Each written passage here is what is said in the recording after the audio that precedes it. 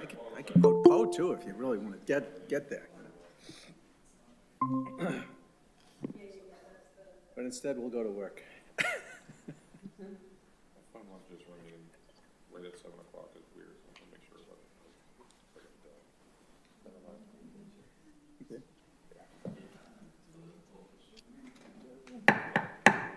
Lock and load.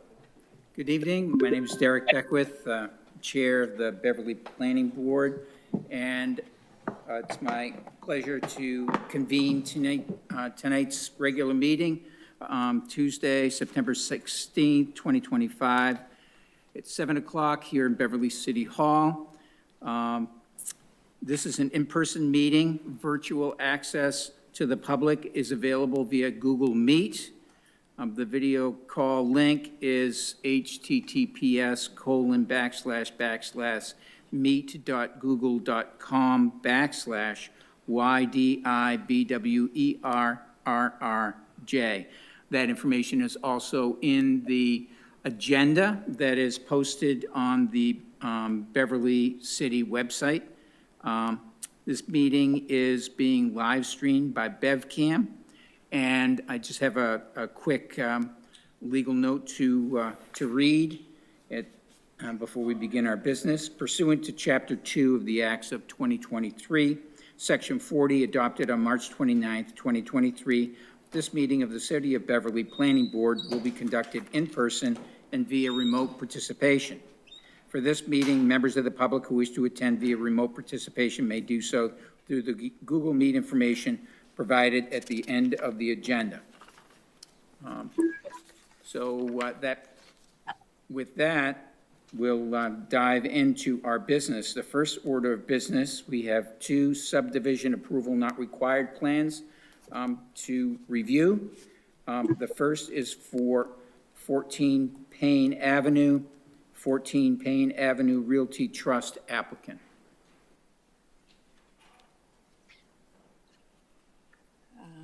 Good evening, members of the board. Miranda Simasco on behalf of the applicant.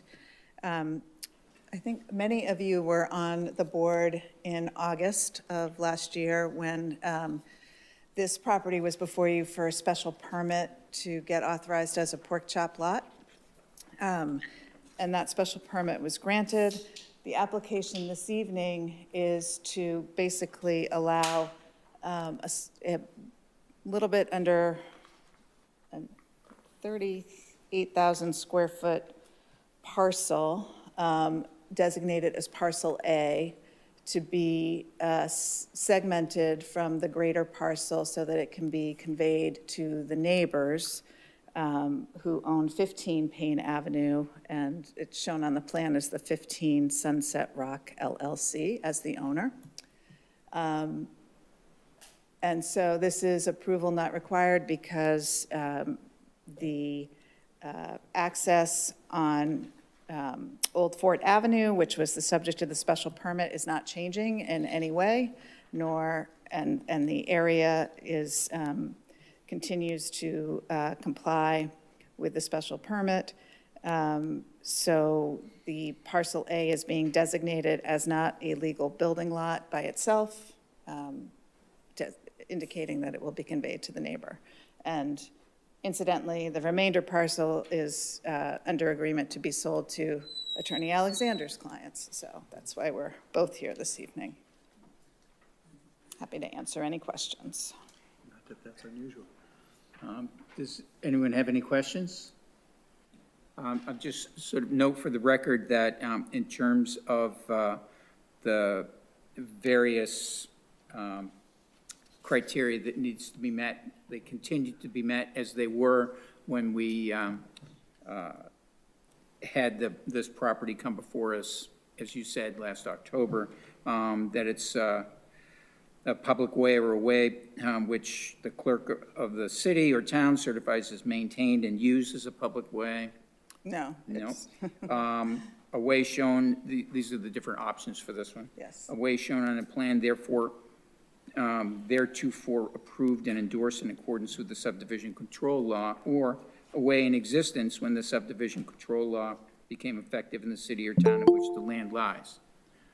So It's the second of those options. It's a way, Old Fort Ave was created by a subdivision plan endorsed by the planning board in 1977. Okay, great. The lots on the plan must meet minimum frontage requirements as specified in Mass General Law, Chapter 41, Section 81L. The newly configured lot, described as 3A in the narrative shown in the plan, was previously granted special permit number 195-24 as a pork chop shaped lot. Will continue to have the requisite frontage on Old Front Avenue pursuant to special permit. And 3, the planning board's determination that the vital access to the lots is contemplated by MGL Chapter 41, Section 81L, otherwise exists. So, and it does through Old Fort Avenue and the frontage there. Correct, yes. So those 3 standards have been met. Anyone have any questions? Yes, I would like a motion. That would be terrific. Mr. Chair, I move to endorse the subdivision approval. I know, thank you. I caught myself, thank you, Kim. I move to endorse the subdivision approval not required plan at 14 Payne Avenue, with the applicant being 14 Payne Avenue Realty Trust. Is there a second? Seconded by Mr. Gomes. So we have a motion by Ms. Flannery, seconded by Mr. Gomes. Any discussion? All those in favor? Opposed? It is unanimous. Thank you very much. Thank you. Now we'll move to our next item on the agenda, which is subdivision approval not required, plan for 22 and 29 Payne Avenue. Hold on, let me see the applicant. Applicant is the Ramparts MMW Realty Trust and Ramparts MMW LLC, with Alexander and Femino representing the applicant. Thank you, Mr. Chairman. So this is pretty straightforward.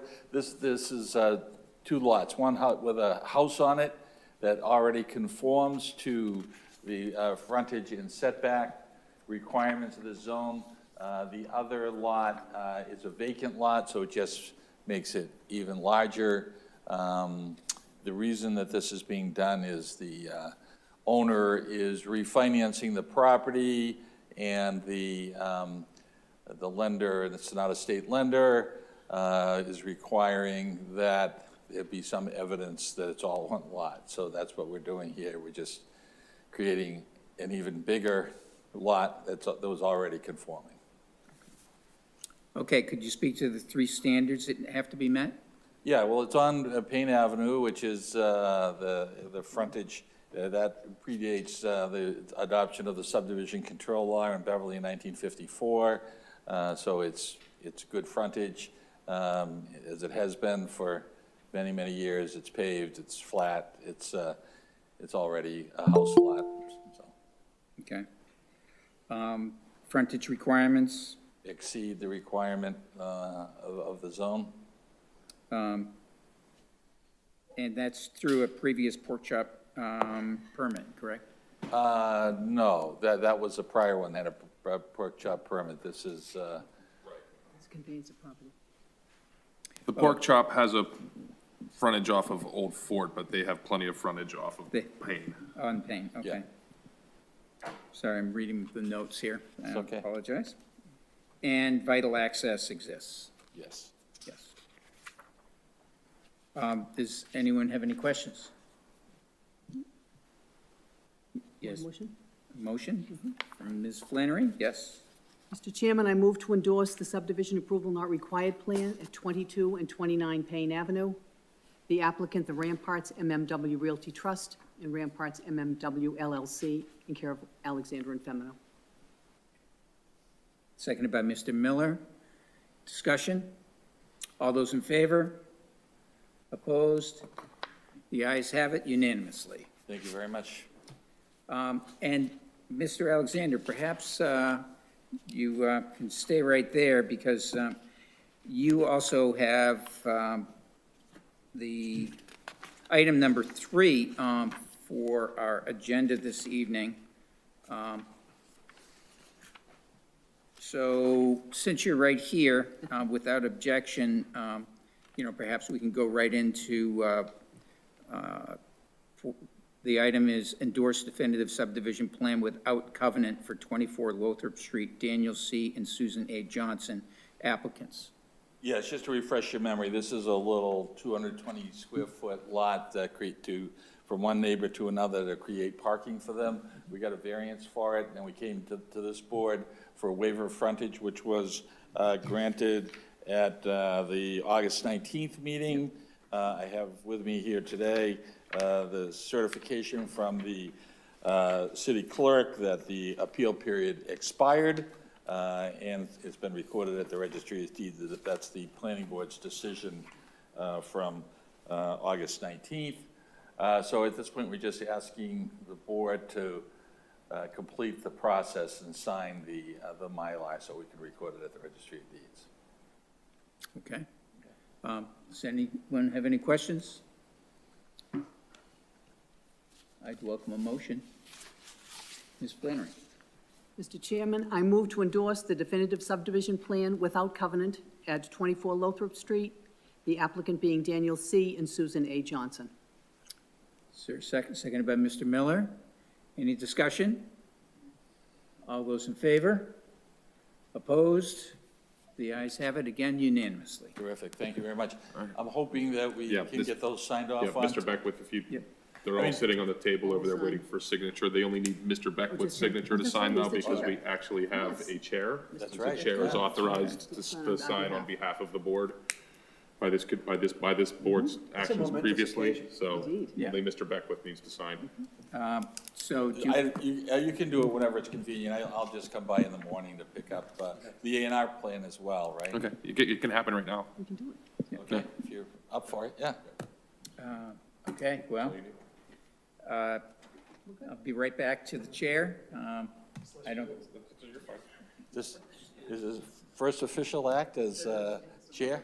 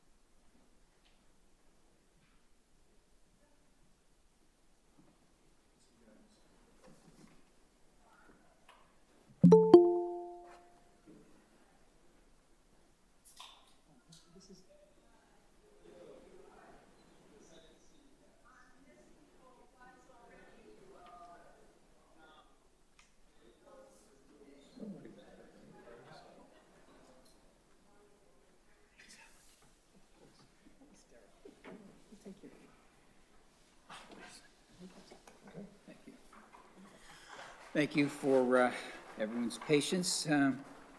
Okay, so now we have modification request for site plan review number 167-24 for 478 Rantoul Street, Johnson Construction Management applicant. Do we have a representative from the applicant here? I am in attendance over Zoom. My name is Giovanni Federa. I'm the project engineer. I know with me in attendance also over Zoom is the applicant, Robert Johnson. And I can start with just the modifications of the site plan. So if I can just share my screen.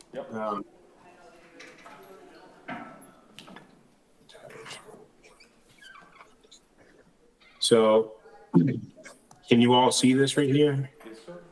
All right.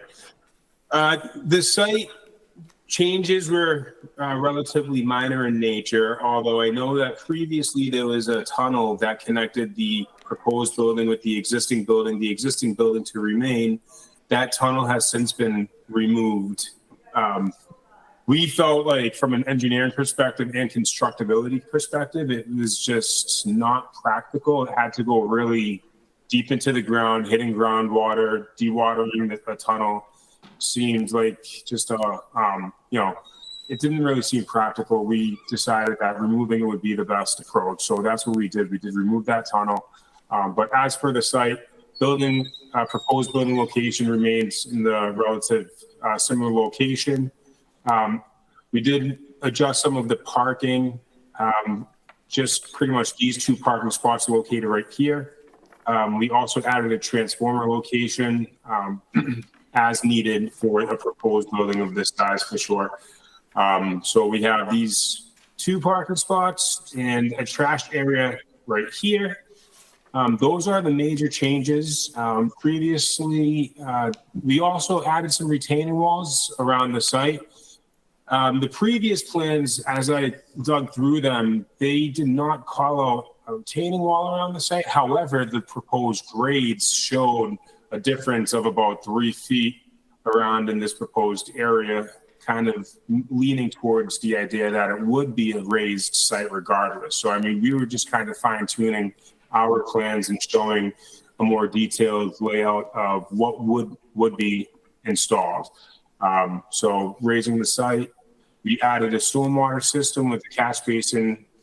So the topography of the site grades downward into the site where the end is the low point. We have a catch basin. This is sized to meet the 100-year storm and is also in compliance with the Massachusetts stormwater standards. A stormwater report is to be provided later, but we configured the transformer here and trash located here so that it would be easy access for the trash truck to enter into the site and remove the trash just kind of head on. With conversations with the, I believe it was the planning director, I know Robert had conversations with him. We had to, there was a concern about turnaround for an emergency vehicle, specifically an ambulance truck. And so that's what we provided. We actually just created it today just to kind of show you as an exhibit that we are, taking into consideration some of the comments that were addressed. So this is something that we just, put together today, a little bit fine-tuned more so for this turnaround area. It's a 12-foot wide. It's a turnaround area for an emergency vehicle to enter into the site and reverse into this turnaround area and then back out. We also created the exhibit of the of this turnaround simulation right here. This shows an ambulance vehicle, and it enters into the site. Goes as far as it needs to go, and then it reverses into this turnaround and then leaves the site head on. So that's just something we wanted to address before the meeting and just bring that to your attention to make sure that we are hitting, concerns that arise. So that's an overview I can give. I'd be happy to hand it over to Robert, the applicant, if he wants to add anything to the presentation. Otherwise, I'd be happy to answer any questions.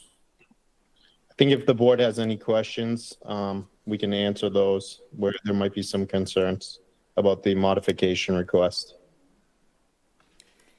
Yeah, for our, this is Derek, just to bring you up to speed on the process, you probably understand that we have to determine if this is a minor or a major request. If it's minor, then we'd be able to move on forward on it tonight.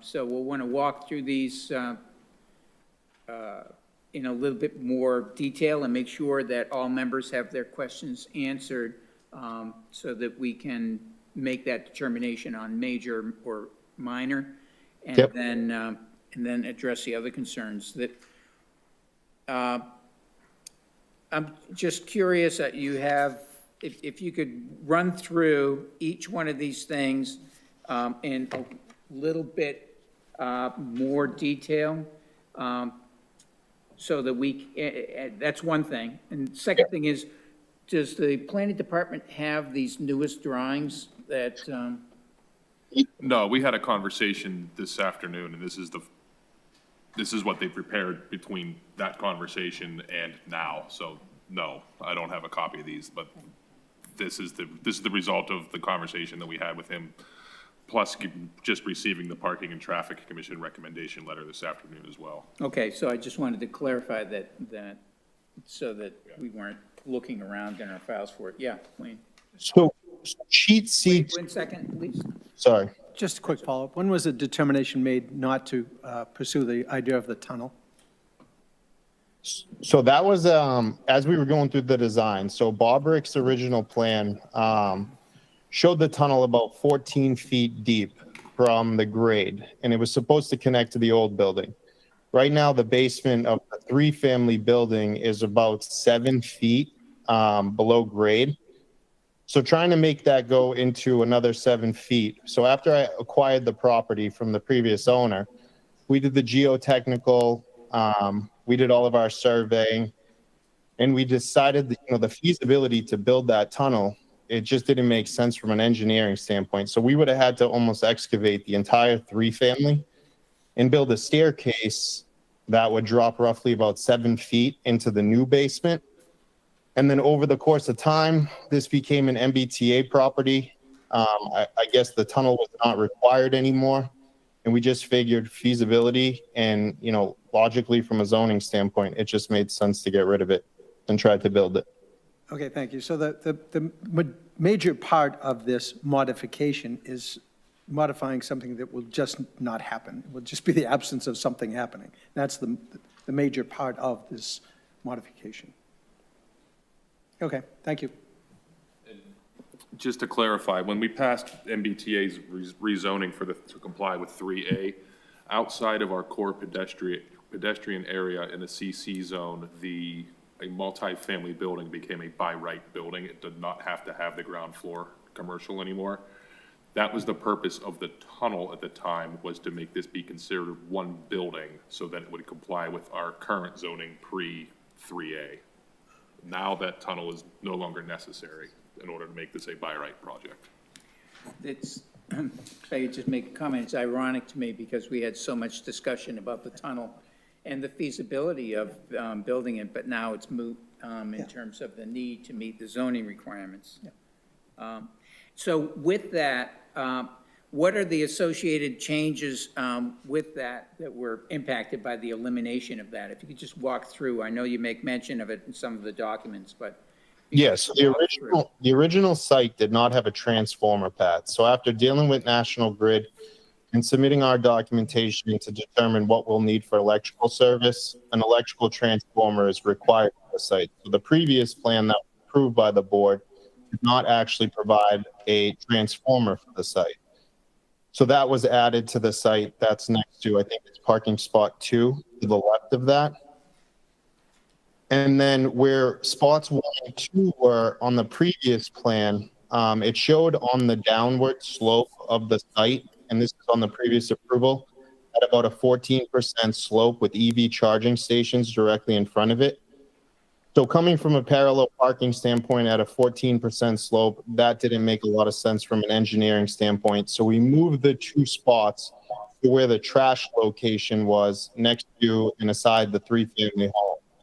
From there, we added the trash where the old turnaround area was down at the bottom. So that is those are the major changes of the site as far as not by right, as far as making a change on, what was previously approved. Obviously, the tunnel, we're coming for a modification for that because it's no longer necessary, but also from the determination of our structural engineer, civil engineer, and architect, make that ADA accessible to make that structure sound H20 loaded for trucks to be able to drive through it, utilities to be able to go around it. It's impossible at an elevation of 83 to meet an elevation of like roughly about 94 in the old existing building and still make it ADA code and get, access across it. So we felt that getting rid of the tunnel made the most sense for both the project to actually happen and because it's no longer needed from zoning. Those are the three major changes on the site that were coming before you tonight. Changing 1 and 2, adding the transformer pad, and moving the trash location. Okay, and I trying to remember the turnaround, the emergency turnaround area. Yep. And how does that overlay on top of the diagram we're looking at right now? Yes, so I'll have Giovanni bring that back up on the screen.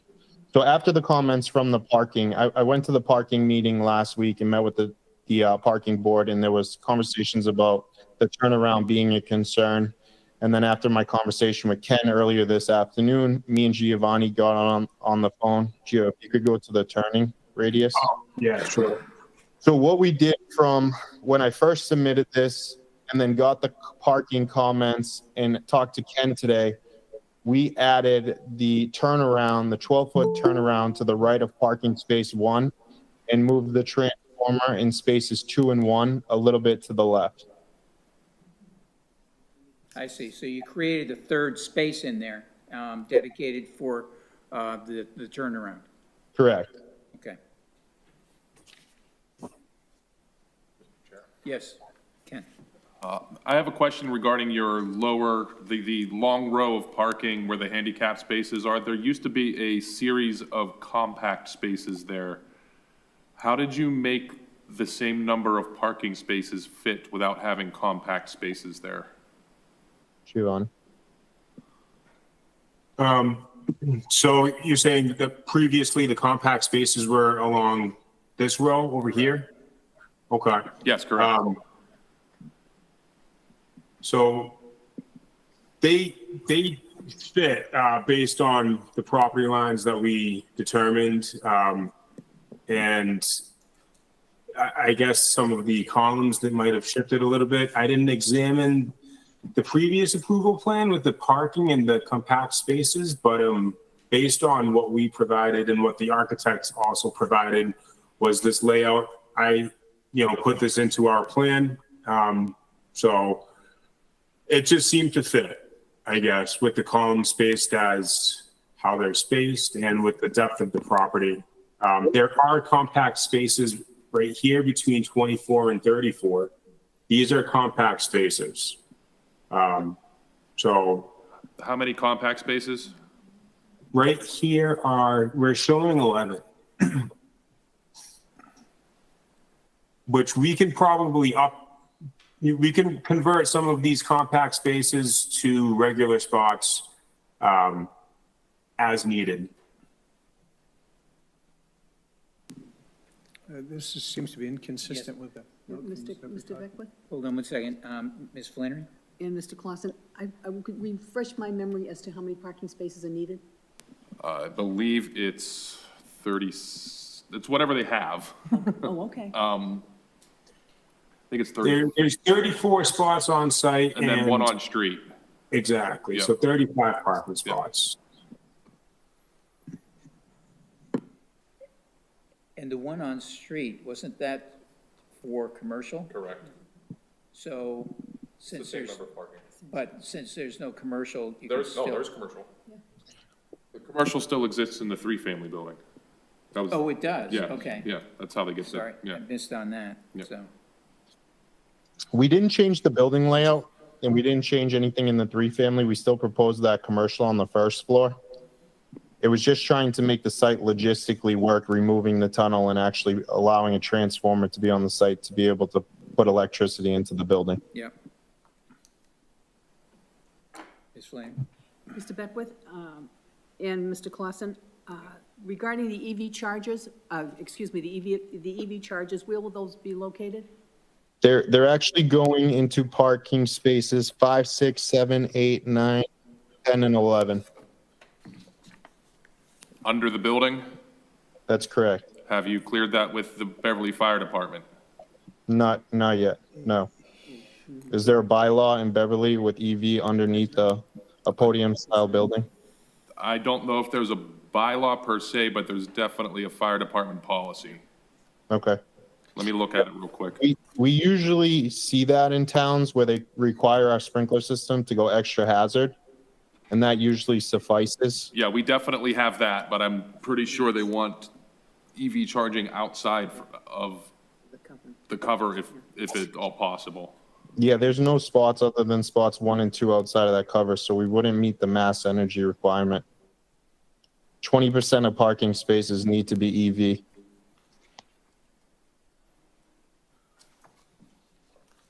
20%. 20% of parking? Yeah, it's probably the new code. That's the 10th edition. Stretch, specialized stretch. Thank you. Which the previous project would have still had to put these underneath the building also to meet their requirement of 7 EV spots. They did.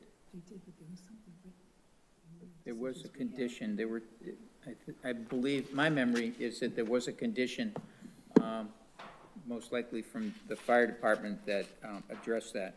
A memo from fire department regarding EV charging and parking garage design was incorporated into the decision. Yeah, when I presented this the other day, I think the fire chief was on that parking and safety meeting. Captain Grayling. Yep. Yep, the fire prevention officer, Captain Jacob Crayling would have been there. When you talked about this at Parking and Traffic Commission, did that come up at all? Yeah, they asked where the EV parking spaces would be located. Okay. And he was present at that meeting? Yes. Okay. Interesting. Yeah, they already have the increased fire suppression system. Okay. Just, I guess, a minor point, but the letter from Beverly Parking and Traffic Commission notes that there will be no compact spaces, but there are. I'm not sure that was, I don't know if anyone cares. Yeah, Mr. Lewis, did you have a question? Not sure if you already addressed this, but the turnaround space, how is that going to be designed so someone doesn't park there, or how would we prevent cars from parking there in the turnaround space? That's intended to be striped. Okay. And we can add a sign as well, saying no parking, Okay, no yeah. parking sign as Okay. well. That's all. I'm sorry, can you repeat the total number of compact spaces? There are currently, we're showing 11 spots right now. That's too many. So I think, correct me if I'm wrong, I believe it's 25%. I think it was, I'm double checking that right now. I think it's 20, actually. Yeah. 35, 30, 20% would be. Yeah. And 24 feet is required for the aisle? Yeah, they have the full 24-foot width Yeah. the whole way I through. didn't know if there's any leeway to, If it's for the compact compact on spaces. compact, if it's compact on both sides, it could be 22. okay. Was it 35 spaces, Mr. Clausen? Yep. 20% is what, 6? 7. 7. It's 25%. It's 25? Is it 25? Up to 25% of proposed parking space and design. And 11's good. Okay. Okay, you're correct, 11's good.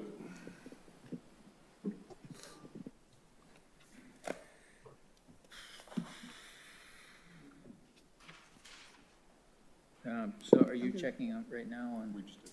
Okay. So, Mr.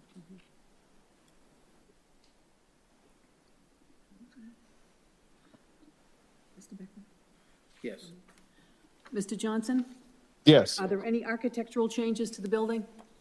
No, we kept the same architectural changes. If you like, I could probably pull that up on my screen. We kept the same design, we kept the same facade. Okay.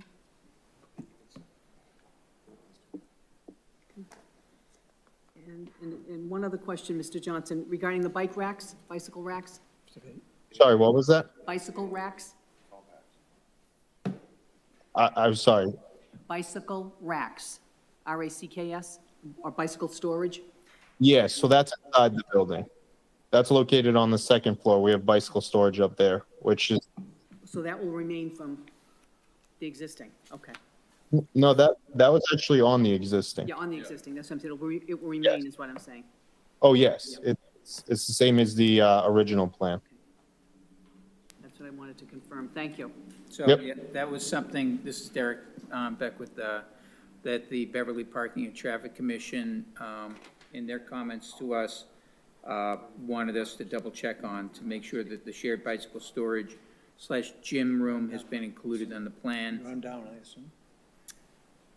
and accessible via elevator to accommodate bicycle storage as requested during the previous review. Round up, it's 9. If you run down, it's 8. And also, the trash removal loading area includes an adequate turnaround location to eliminate trucks backing out onto Rantoul Street. So 8 is max and they're at 11. That is correct. So the access up to the bicycle storage is on an elevator. There'll be elevator access all the way up, sized appropriately for a gurney. And then we show the turnaround radius on the civil plan attached.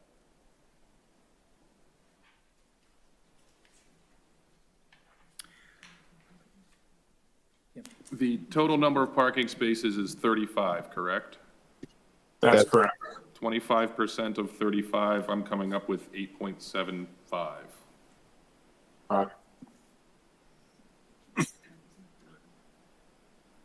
25%.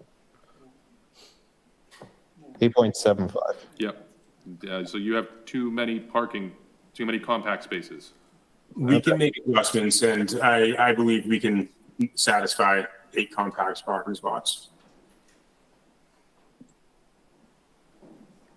Which means 3 of the existing compacts must become regular spots. Correct. Yeah, so you have enough space there to be able to convert 3 of those to regular Yeah, spaces? I think 32 through 34, I believe we can turn these into regular size spots.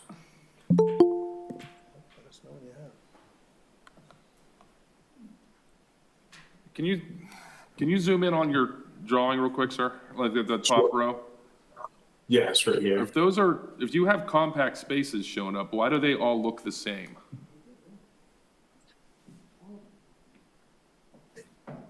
They're all the same. This row right here they're all compact. The entire space. top row is compact, okay. Correct. Does that change your aisle width? Because you go from a 9 by 8 by 16 to a 9 by 18. It's still a 24-foot wide aisle width. Okay, It is now. 8 by 16, Any other? 9 by 18.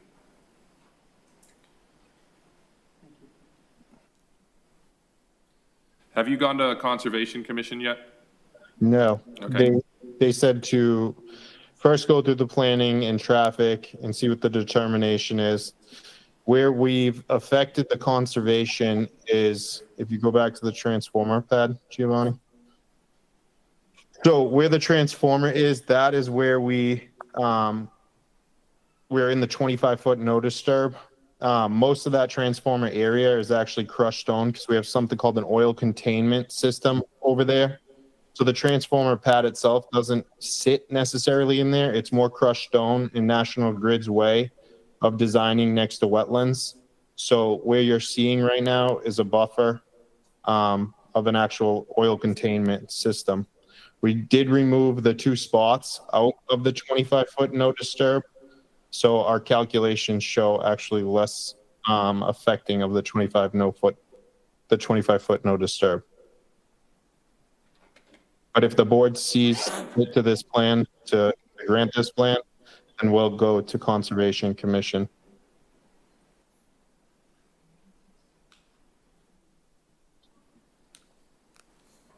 The Parking and Traffic Commission also recommend two other conditions Okay.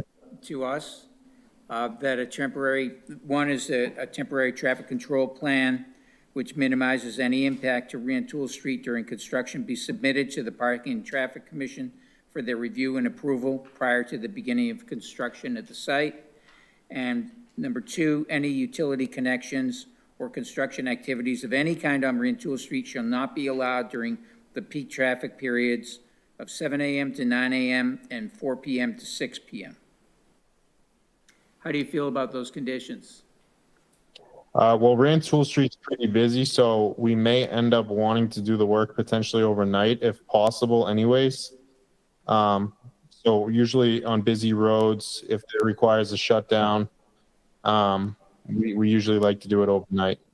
But you'll work through that with a temporary traffic control plan with the Parking and Traffic Commission, Oh, yeah. correct? We always put together a traffic management plan, and we'll put together our construction management plan, so the city can have all the have that for their records. Just didn't want you to be surprised. No, not surprised. Nothing surprises me anymore. Does anyone have any other questions to the applicant? Mr. Miller? I'm not quite clear where we go, because we have too many spots that are compact, and we don't have a plan for full-size in front of us. So do we need that before we proceed, or not? Well, if we condition, I mean, I think if we were to condition that the plans would be amended to, I mean, I think that's one way to go here, if we wanted to do that. We have seen the diagram showing the emergency turnaround capability, but we don't have it in our hands yet, so obviously we need that. Well, you do have that. We Yeah. don't have a plan showing the required parking as yet. And I'm a little concerned that the recommendation from the Parking and Traffic mentions that there are no compact spaces, when that is clearly not the case. So I think there's some confusion here. I know there is, because I own it. It indicated that Mr. Johnson indicated there were no compact spaces. And yet, There are. there are excessive, in fact, compact spaces. That is correct. So as I was presenting this the other day, from the plan, I could not tell that those top spots were compact spaces. But I guess the question that I would ask the board, if we meet the code and we meet the requirement and those spots get a little bit wider, is that a requirement to go back to the traffic committee if we're meeting the code? I don't think it would be. Your plan would 100% be revised before it goes before the Conservation Commission, because it would be showing all of the impacts into the conservation area, because that's gonna push those spaces a little bit further into the area, as well as where your transformer pad moved. Correct.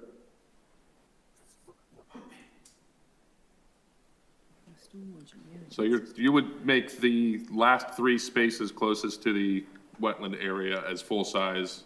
Do you know how much space there is currently in the white area between the back of the spaces and that retaining wall? Is there enough to put 2 more feet of parking space right there? That is about 2 feet. And that retaining wall right there is also, we're showing it as 2 feet wide. If we needed to park just slightly above those, that wall, we would have the capability of doing so as well. Yeah, so those spaces there would get 2 feet deeper, and then it would add an additional 3 feet to, closer to the right angle on that turning, and that retaining, smaller retaining wall. There might be enough room in there already.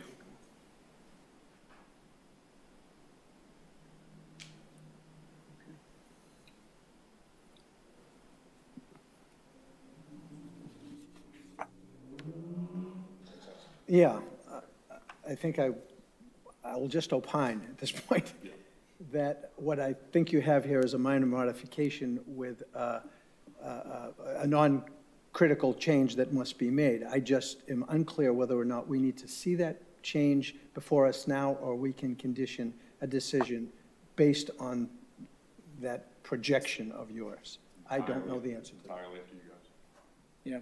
Yeah, I mean, to me, I mean, we do have to make the determination minor, major.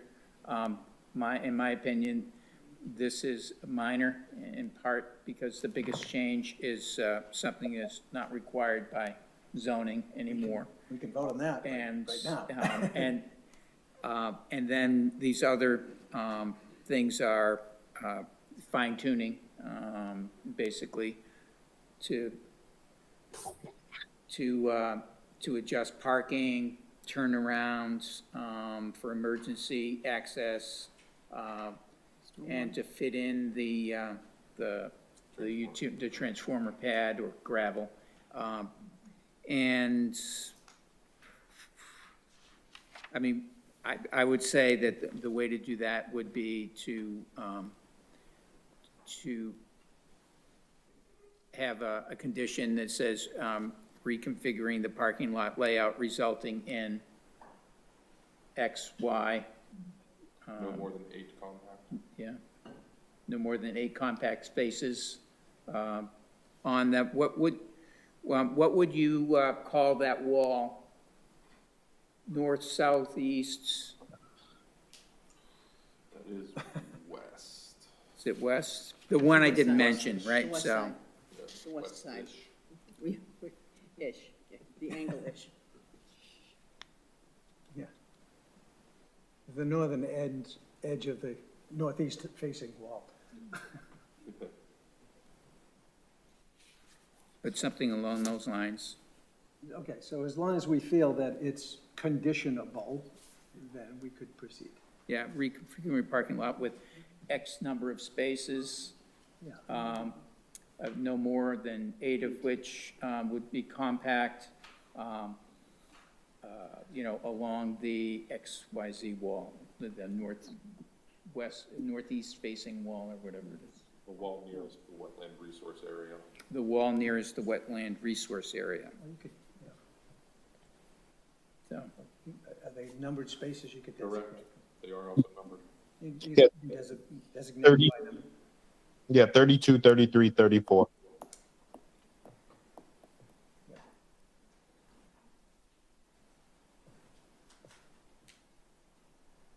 well, those are the ones you're turning into full size, correct? That doesn't help the motion.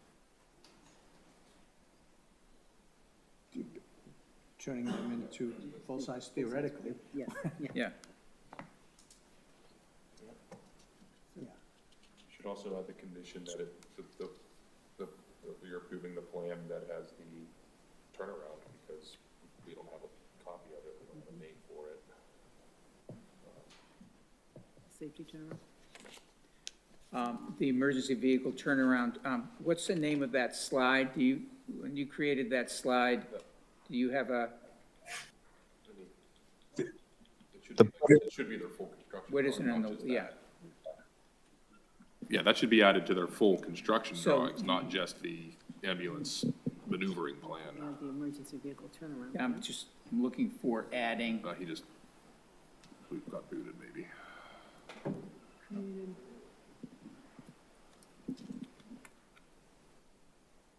did we lose both of them? No, comes back. Is there stormwater, is there stormwater? Sorry, Stormwater, still have to add, that gets reviewed by engineering. that's what I was just reading.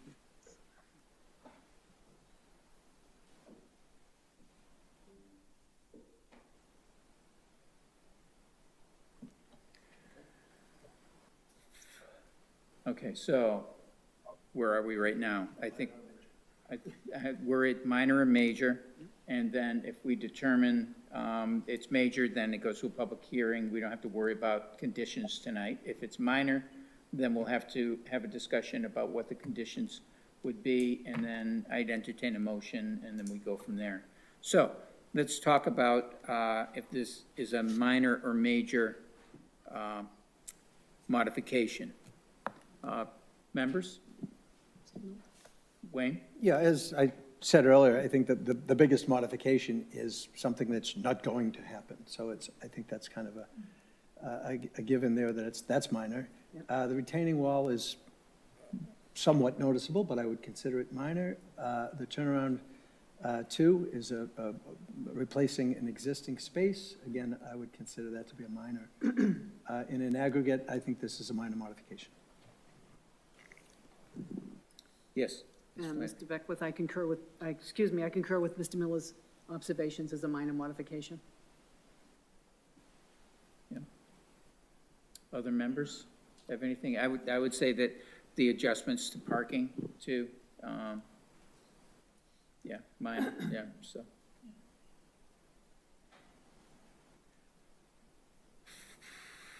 Anyone else? I'd welcome a motion. That's your job.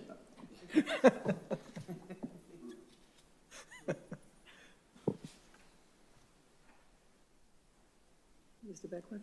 Yes, Ms. Flannery. I move to deem the modification to site plan review number 167-24, located at 478 Rantoul Street, is minor. Is there a second? Second by Mr. Lewis. Discussion? All those in favor? Opposed? It is unanimous. So congratulations, I guess, that this is, oh. Giovanni, we can see you now. Yes.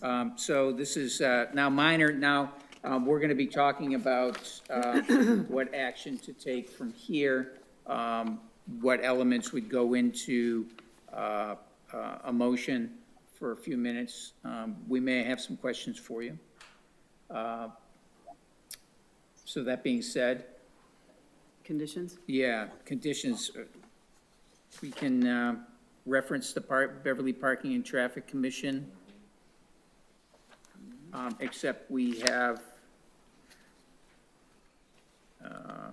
one, they recommend that the previous commitments will remain. So the previous, I mean, that's But it says in the stated in the Yeah. letter? what's that? Is that stated in the letter? The 15th, yes. however, there are a few minor changes or additions or amplifications we'd want to make, I think, to address what we talked about. So let's talk about those. Who wants to take the lead on this? Okay, so, Just to refresh, yeah, I've got that the revised plans will include the emergency vehicle turnaround near spaces 1 and 2, and that the revised plans shall have no more than 8 compact spaces, preferably 33, 34, and 35 become full-size spaces, or something to that effect. Those are that was discussed, as well as the conditions from the parking and traffic letter dated, I think it's September 15th, that's the date on it. Mr. Clausen, I think it's 32, 33, and 34. Okay. I think that's what Mr. Johnson said. Can you clarify what parking spaces we were talking about to make full-size again, sir? Yeah. Those would be parking spots 32, 33, and 34. There you go. okay. As part of the emergency vehicle turnaround, the actual schematic or diagram should be included as well.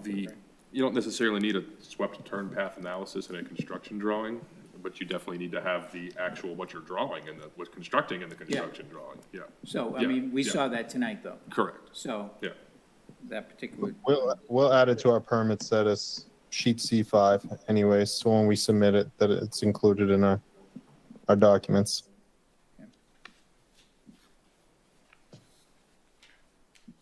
Turnaround, parking, yeah. It was noted that Captain Craling was present at parking and traffic proceedings, but we don't have a letter from fire department addressing the turnaround, and No, we do not. it's not required. Okay.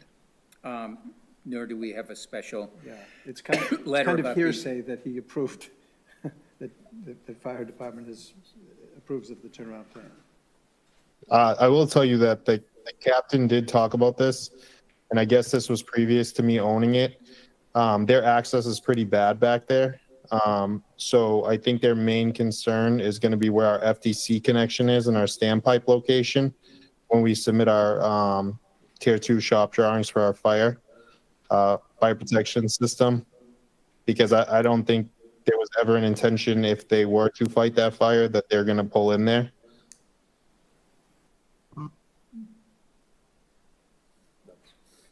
yeah, that's correct. In your letter to the board, you also talked about the improvements to a water and fire protection room. Yeah, so that is in the basement. That's not on grade. So it's in the basement. Instead of the connection to where the tunnel was going to go, instead of the tunnel actually extending past that room, we actually made that room the water room and the fire suppression room. So on the previous plan, there's no water rooms, meter rooms, electrical rooms. So we utilized the basement area of where the tunnel was going to go, and we made that area for our electrical meters, our water meters, our sub meters, and our fire protection riser. Do we have that sheet? I can show it to you. I didn't see it as necessary only because it doesn't change the footprint of the building, but I can bring that up. Give me 1 second. Let me see if I can share.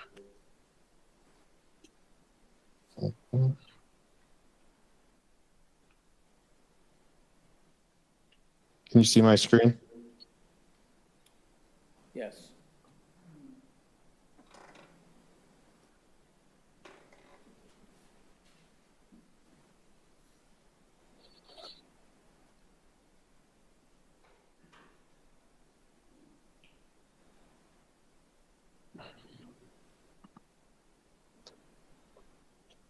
So here's the basement area right here.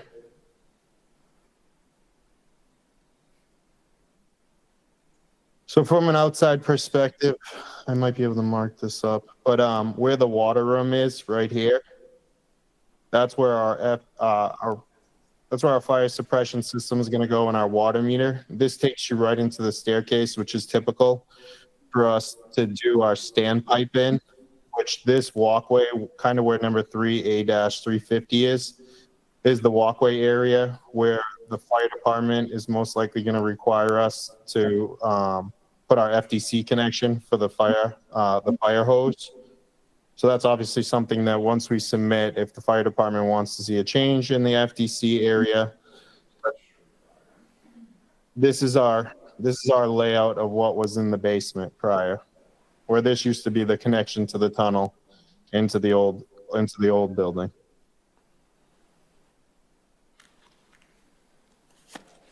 This is below grade. Yep.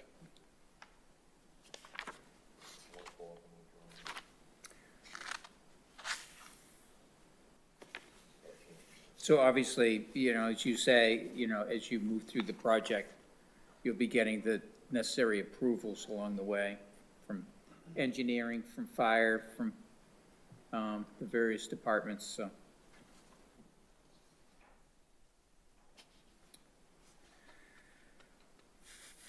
So we have parking, we have emergency vehicle turnaround.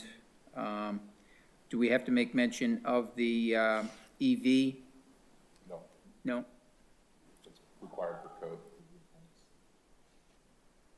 And those two suggested conditions from Beverly Parking and Traffic, Just reference the Letter. letter dated. just reference the letter then, okay?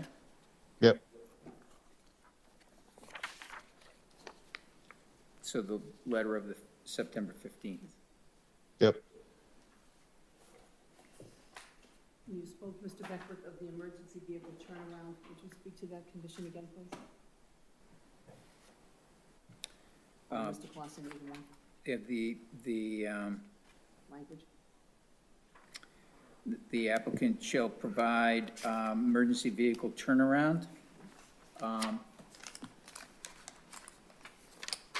including the, what do you call these documents? The So that's all that was needed. C5, did you say that's going to be sheet C5? Yeah, that's what it's titled, C5, on the bottom of Giovanni's plan for, In your staff report, there's a plan set titled Proposed Development, blah, et cetera, Rantoul Street Development, 14 Lex Street, Stone and Mass, make that say 5 sheets, scale varies, instead of 4 sheets, and include the way the condition can be worded, that plan set will be revised to include emergency vehicle turnaround near spaces 1 and 2. I didn't say that, I'm sorry, Ken. Under the staff report, which says materials submitted into record, they have their plan, I have the plan set as written out. It says proposed development, 478 Rantoul Street, Beverly, MA, et cetera, et cetera. It says it's 4 sheets right now. Make that say 5 sheets, scale varies instead. Yeah, and then don't put a date because the date's gonna have a revision because they're gonna have to revise the plans to include the emergency vehicle turnaround near spaces 1 and 2. And then another condition that says revised plans will have no more than 8 compact spaces, preferably spaces 32, 33, 34, or something to that effect. Will be converted to regular spaces. And, yeah, and reference parking and traffic letter. I think that's it. And if there's something that's misstated, just speak to it. Yep. I will, Ken. I just clarify something with Ken. Yeah, if something misstated, the intention's there. Yeah, just guide, guide, because I just want to make sure it's covered correctly. Okay.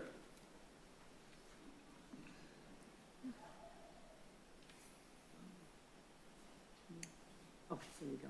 You ready for a motion? Yeah. Okay. Mr. Clausen and Mr. Beckwith, I move to grant the minor modification to site plan review number 167-24 at 478 Rantoul Street with the following conditions.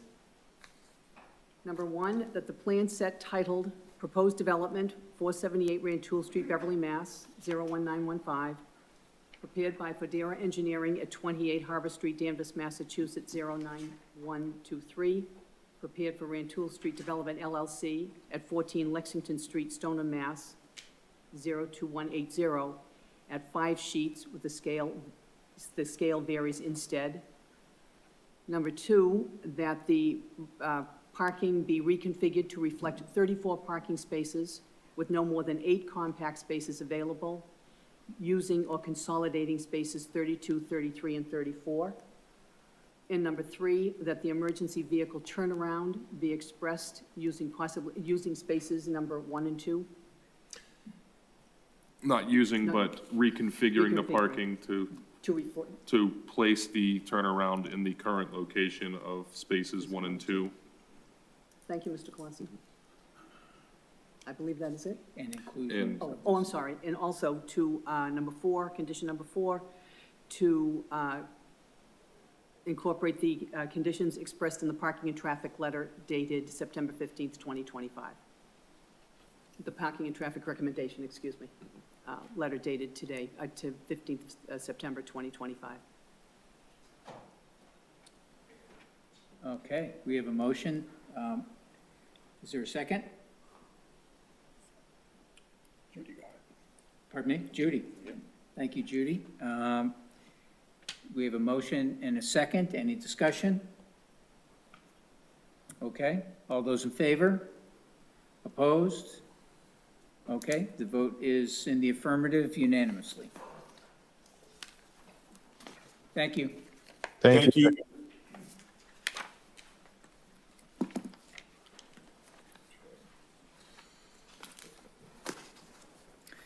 Okay.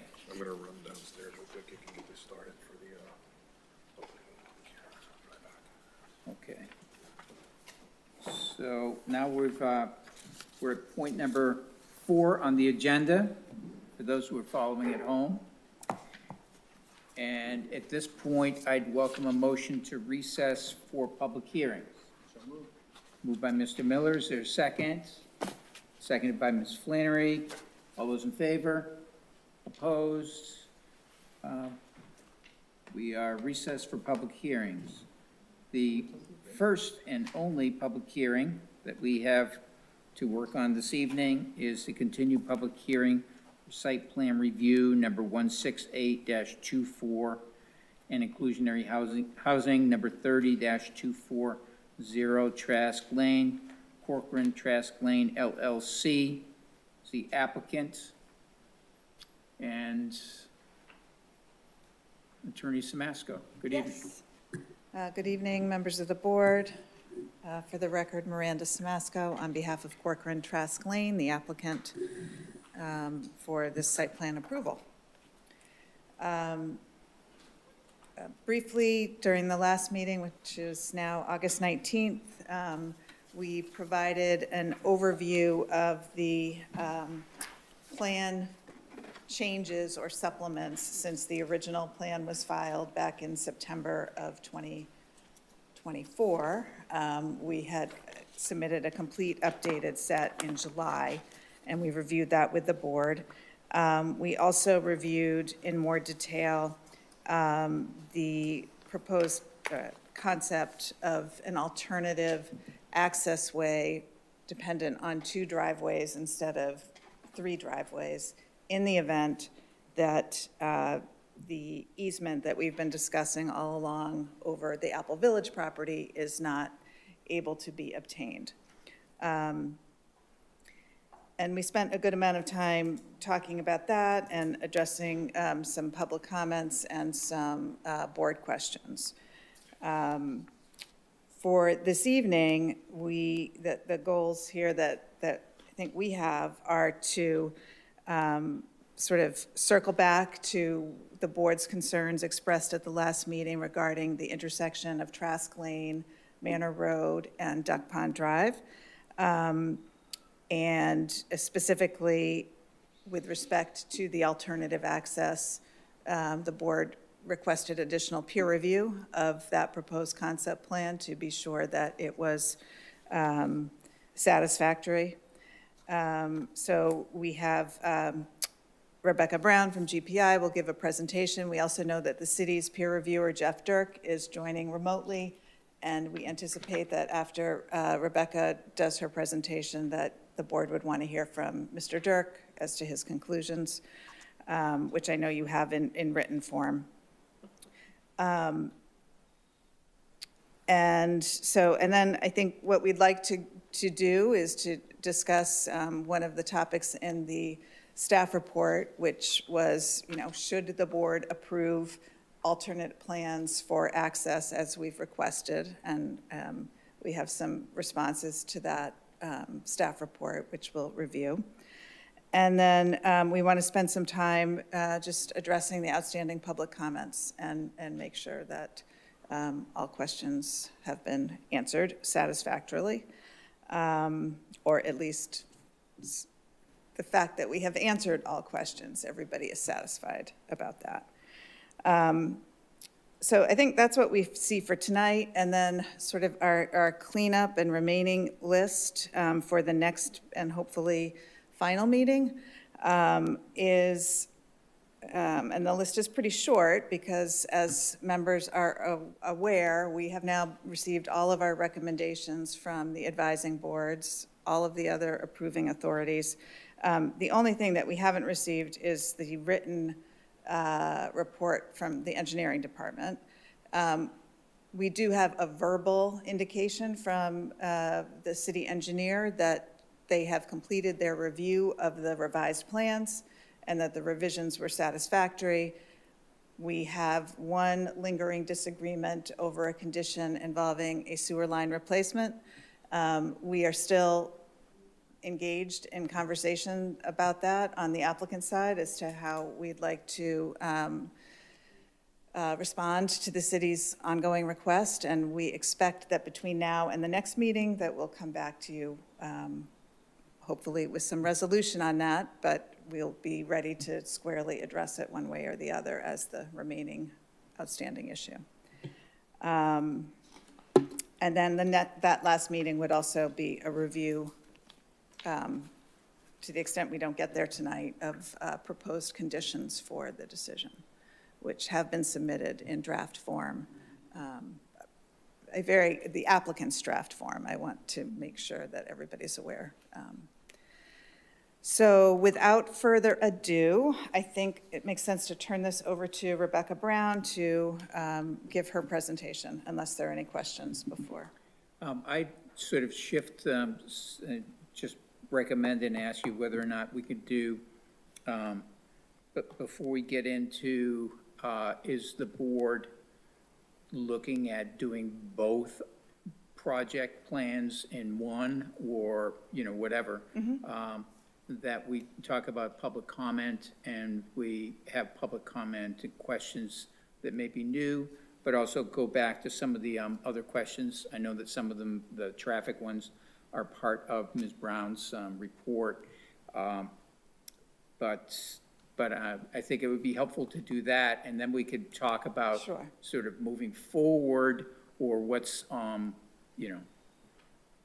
how are we gonna look at any sort of votes and things like that after that? Okay, that makes sense. Thank you. Thank you. Thank you.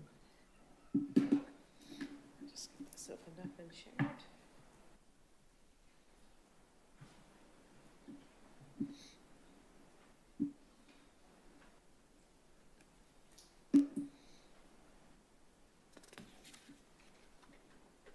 I think you need to rejoin. Yep, I just had to rejoin. When I closed my computer, it kicked me out.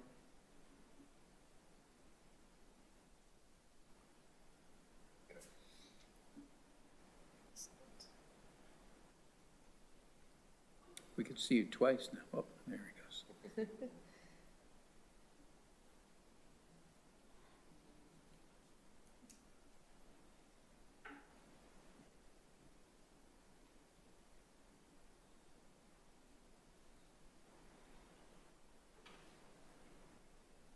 All right, great.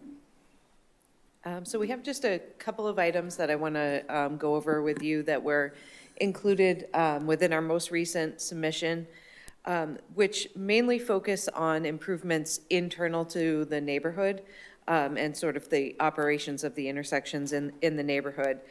So one topic that keeps continuously coming up is obviously the Duck Pond Road, Trask Lane, Manor Road intersection.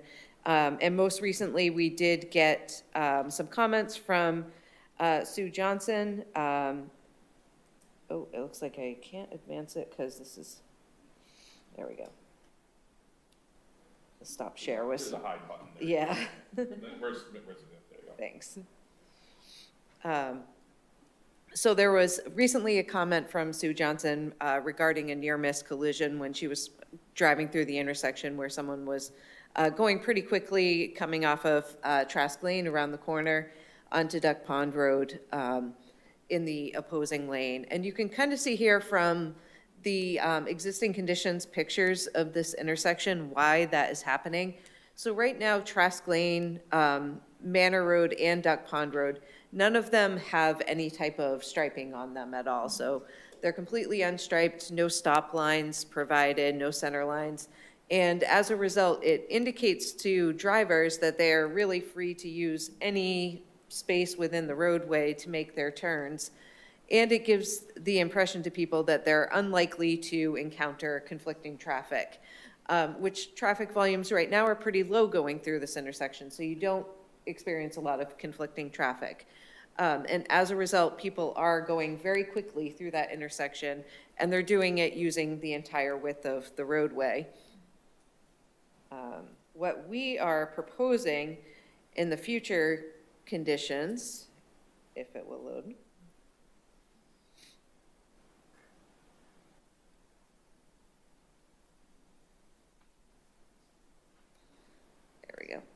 So what we're proposing in the future condition is to actually stripe center lines on all three of these roadways and also install stop lines to indicate to drivers where it is safe for them to stop and look both ways for oncoming traffic in a location that won't conflict with a vehicle that is turning through the intersection.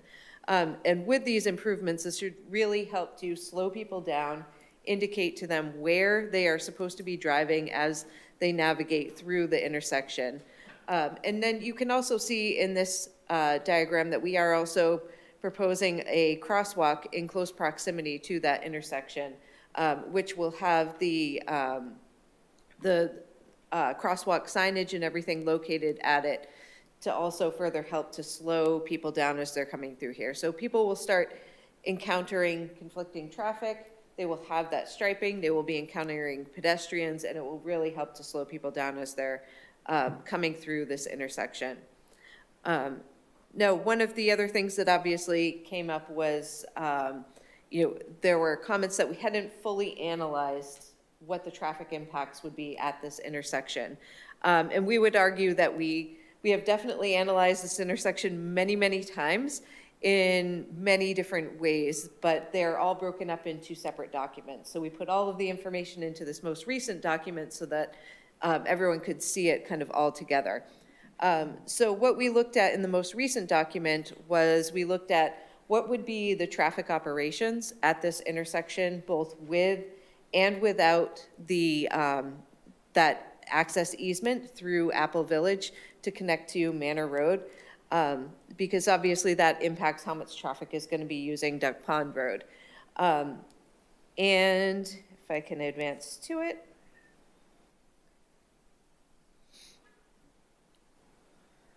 So we looked at what the traffic volumes actually will look like through this intersection. This one here is showing you the condition with that access point out onto the Manor Road driveway. And then this one is showing you without that, what the traffic conditions would look like through the intersection. And when we did an analysis of what the traffic operations of this intersection would look like under both conditions, all of the movements through the intersection were shown to operate at a level of service A, with queues on any of the approaches not exceeding 2 vehicles. And that's with the additional traffic that's generated by the proposed residential development. So there's really not much difference in the traffic operations of that intersection with or without the proposed access point. And this information was reviewed by Mr. Dirk. Obviously, we'll let him talk about it afterwards, but this information was reviewed by him as part of the Parking and Traffic Commission process, and was agreed with, that really there's not a significant impact at this intersection as a result. But one thing that Mr. Dirk did recommend was some traffic calming measures in the event that we are left with this scenario where there is no access easement through over to Manor Road. It was recommended that we implement some traffic calming measures within Duck Pond Road in this area here, as well as through the Apple Village parking lot. And what he was recommending was that we have essentially 2 speed humps in each of those 2 locations, which could be incorporated in with crosswalks, and also that we implement stop lines and stop signs coming out of the side streets into those 2 drive aisles. Both of those 2 recommendations we are implementing. Those will fall within the dedicated easement areas, so those are easy enough for us to implement those measures. So we will stripe those stop lines and install stop signs coming out of the 2 Cherry Hill apartments, Cherry Hill condos out onto Duck Pond Road. Then over at Apple Village, we will install stop lines and the word stop on the ground, but because of the configuration of this parking lot, there is actually nowhere to locate a stop sign that wouldn't be in the middle of the paved surface. So we will put in the stop lines and stop words in place of a stop sign at that location. And then along Duck Pond Road, we will put in 2 raised speed humps, which we are proposing to be removable so that in the wintertime, it makes it easier for snow removal and maintenance. And then they can be returned once the snow melts so that they're really affecting speeds during the time when people would be going fastest in the fair weather conditions. So, and we would propose having one of those be located just to the west of the westerly driveway into Cherry Hill, and then the other one being just to the east of the driveway into Cherry Hill. And that is so that those are spaced properly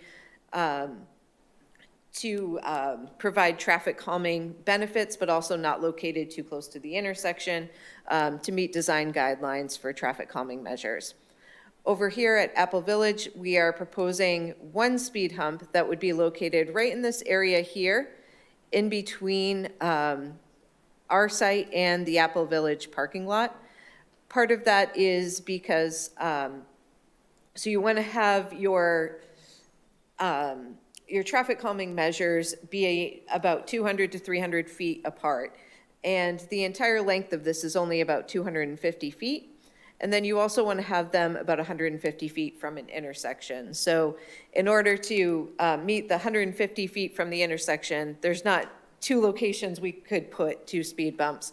But we do think that this kind of straightaway in here as they're coming into the site may be the fastest location, or the location where people would want to travel the fastest. So by locating it there, we're able to slow people down and really maximize the benefits of that speed hump in that location. And we have talked these over with Jeff Dirk, who did verbally provide his concurrence with those measures, that they seem to meet the intent of his comments, and he can refer to those. The other item that was requested was a sidewalk along the parking spaces in both of these 2 areas. So all of the parking that is located within Duck Pond Road is actually outside of the easement area here. And there is ledge in this area, as well as wetlands that would be impacted by trying to install a sidewalk here. So there really isn't space there to be able to install a sidewalk. And it is really out of the path of that kind of pedestrian desire line. As people are getting out of their cars, it's unlikely they're going to turn around, walk behind them to a sidewalk, funnel up to a crosswalk and come across. When they're not really encountering a whole lot of conflicting traffic, they would just go straight across the roadway. And so we did talk that over with Jeffrey Dirk, and based on, the locations that we're proposing for the speed humps, that will really be effective in slowing people down in that area, so that the sidewalk along this side isn't really needed. Over on the Apple Village side, here, there really is no space here either to put a sidewalk, so we don't control any of that space where a sidewalk would be placed kind of along the side here. That's all outside of the easement area, so there is not a location to put a sidewalk that would fall either on property controlled by us or within the easement area.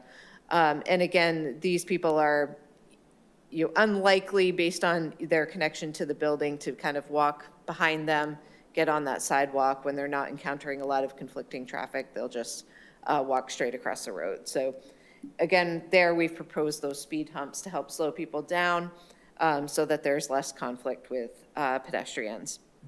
And then the last thing related to Trask Lane that we wanted to discuss, which I'll go back a couple of slides because it does show that here.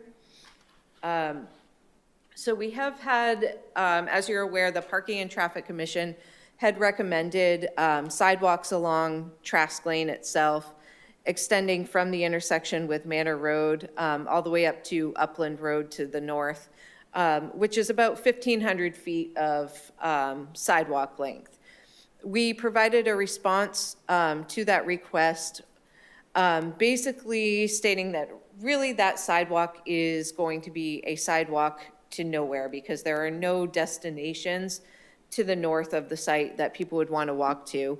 There's no opportunity for extending that sidewalk to make a connection. So oftentimes when you're building a sidewalk to nowhere, it's because you know that a future sidewalk will come down the road. In this case, there really is no opportunity for a future sidewalk because we're landlocked in here by Route 128.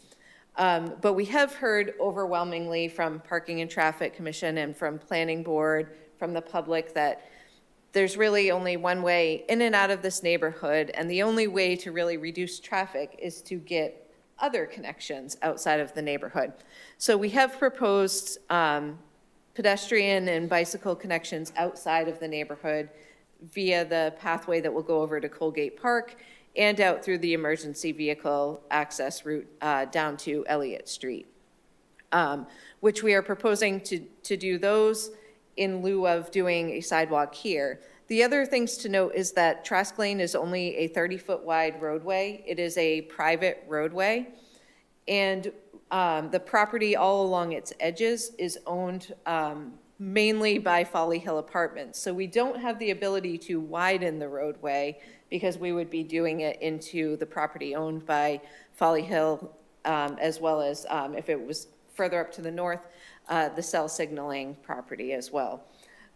So what was recommended by the Parking and Traffic Commission is that instead of widening the roadway, we narrow the roadway as a traffic calming measure and provide a 5-foot sidewalk, a 1-foot shoulder, 2 10-foot travel lanes, and then a 4-foot bike accommodating shoulder on the other side.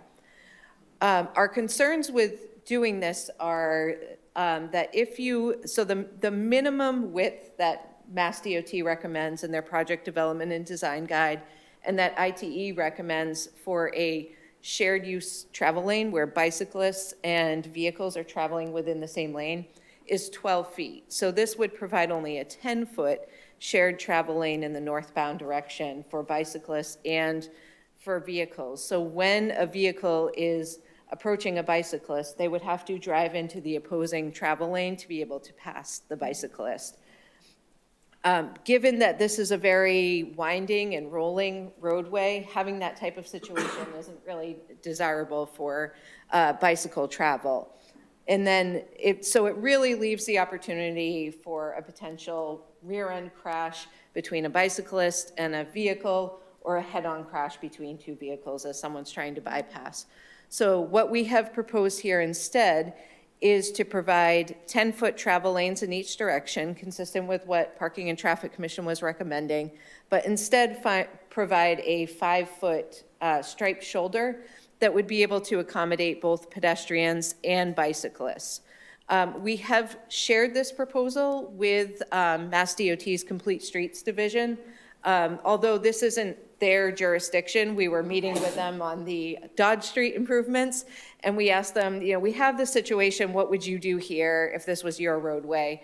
And they did concur that based on the constraints of the roadway, that this is exactly what they would propose doing. It does meet the requirements of the Mass DOT Project Development and Design Guide that does say that in constrained situations or in low density suburban settings, that you can have pedestrians and bicyclists sharing the roadway with drivers. So this is meeting those requirements. It does also meet Federal Highway Administration and ITE, or Institute of Transportation Engineers, design guidelines as well for these types of roadways. Yes. What would Mr. Miller, you had a what question. would you project as the speed of vehicles at that roadway, at that point? At that point, yeah, so Trask Lane is going to be designed as a 25-mile-per-hour roadway. And so I know at this point right here, we're looking at, at an intersection, but along the entire length of the roadway, it is going to be signed as 25. We are also proposing some additional signage to help slow people down, so curve advisory signs, speed limit signs that aren't currently out there on the roadway, to help to bring people down to that 25-mile-per-hour speed. Right now, they're definitely higher because, like I said before, the roadway's not striped. People aren't encountering conflicting traffic, so they're able to go quite quickly down the roadway. Does that answer your question? Yes, thank you. Okay. So I think actually I was done explaining kind of why we're proposing what we are proposing.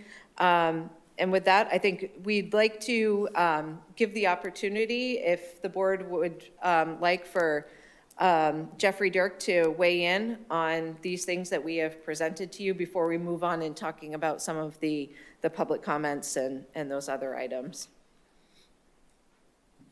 I mean, that seems reasonable.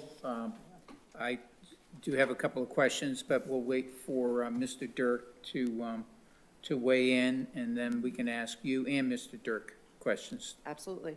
Would you like me to leave this up while you're talking with him, or should I stop share? Unless Mr. Dirk has something he wants to present. So why don't we just go to Mr. Dirk?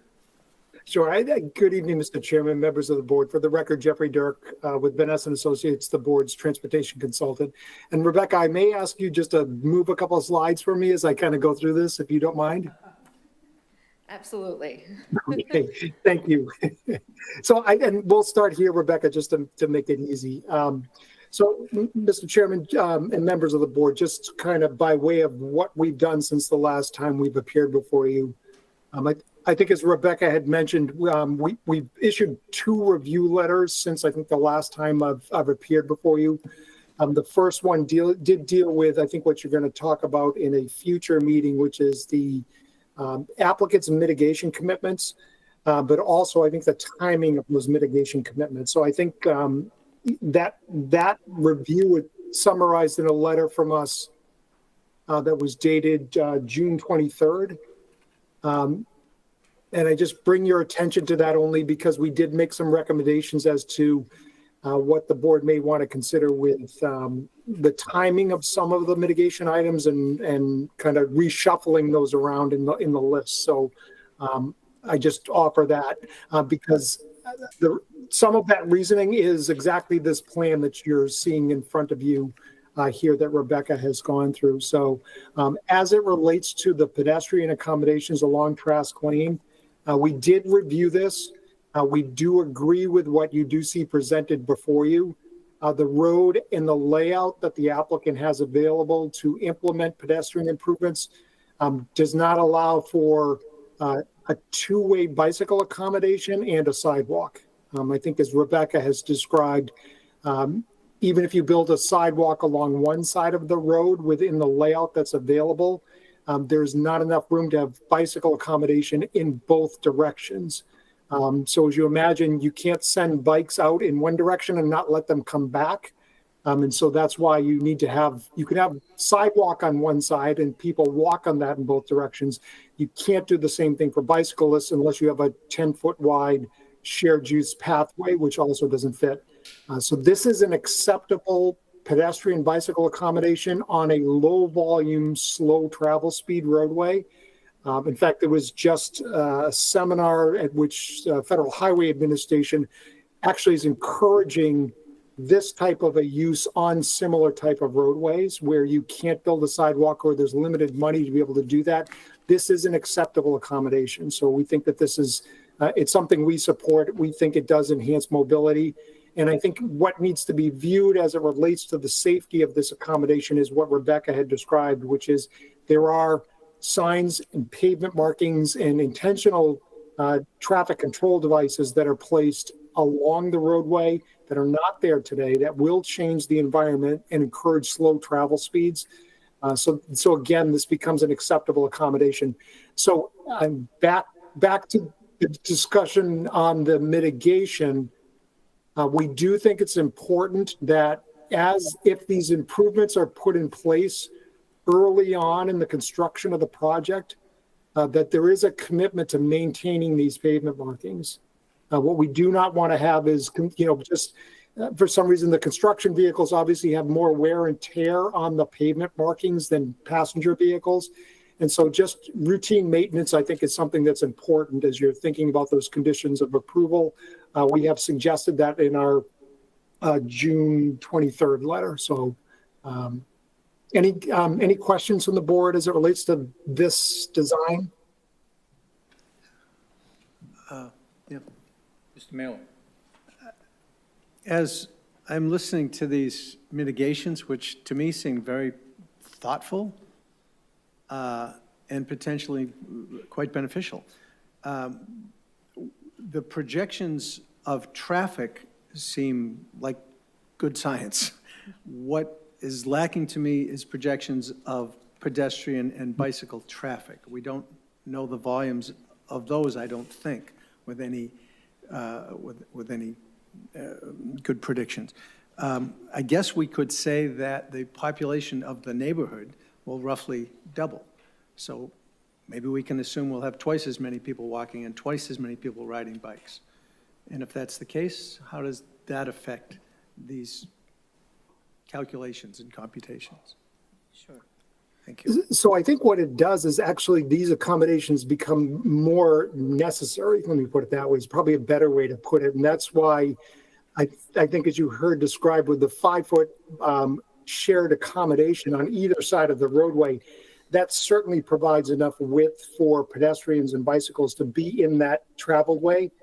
And I think it's also, the positive and negatives to this fact of the connectivity that we're talking about. The applicant is developing connectivity by way of other routes, especially for pedestrians and bicycles, so that there's other opportunities than just traveling up and down Trask Lane.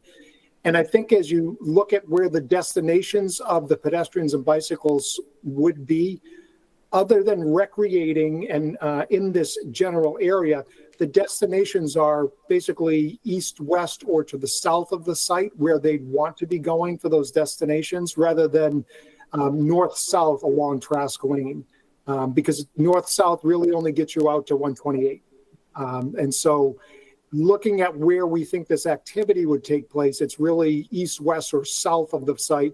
And that's where, as you get kind of deeper into the site, those traffic volumes get lower and smaller numbers. Same thing with pedestrians and bikes. Those numbers get larger as you head, at least as vehicles, toward 128. So we think it's a reasonable accommodation given what the applicant has or what's available to be worked with in terms of the right of way. And we do think, even with the increased level of activity, that these accommodations are sufficient to support what probably will be the pedestrian and bicycle use of those facilities.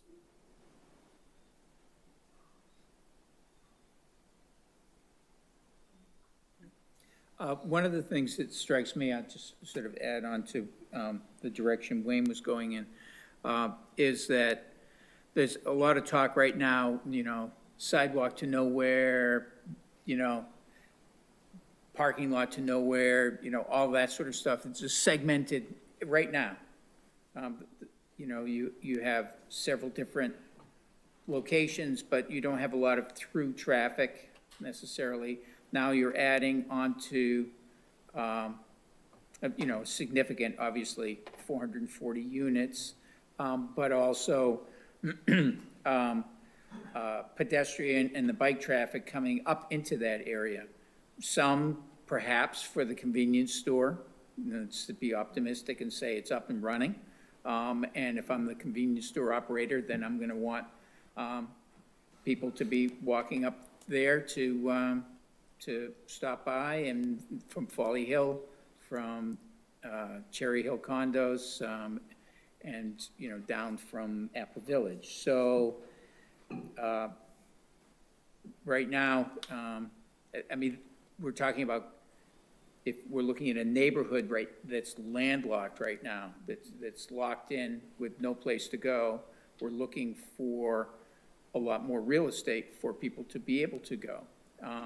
And so that's where the mitigation for bikes and pedestrians really becomes important to me. This is a big project. A lot of people say too big, all that sort of stuff, but it's big. So we have to worry about what happens there with the infrastructure and the plans. To me, I'm disappointed at what I'm hearing in terms of not being able to sidewalk and bike lane and, and 12-foot traffic lanes in either direction on Trask. But, I'd also encourage the applicant to right now, the excuse that,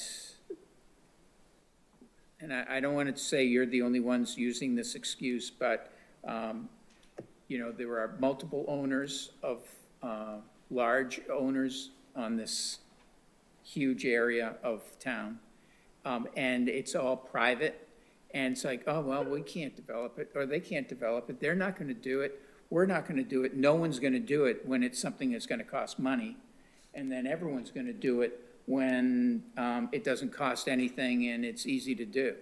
Well, hopefully at some point, because this is a neighborhood and part of our city and will be, these things, these improvements can be done.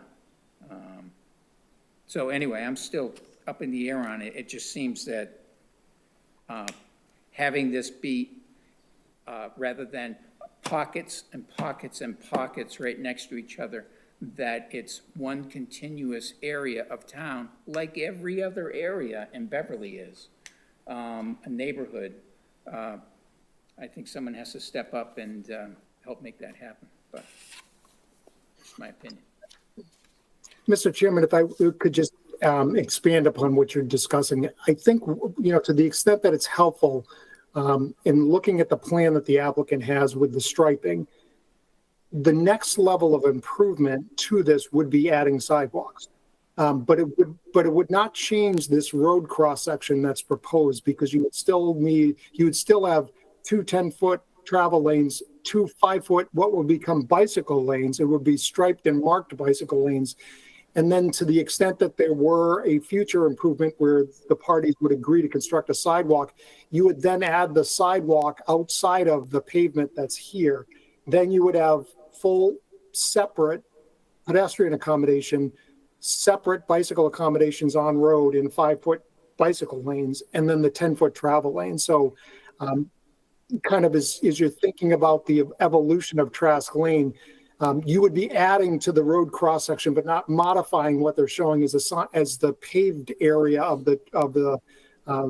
Trask Lane. So I think it's something that could, in the future, as you're talking, you could expand upon this to add sidewalks, but not have to remove what the applicant is actually constructing within the paved area. Okay, that's helpful. Thank you. So Rebecca, if you could change to the plan that shows the option B access configuration.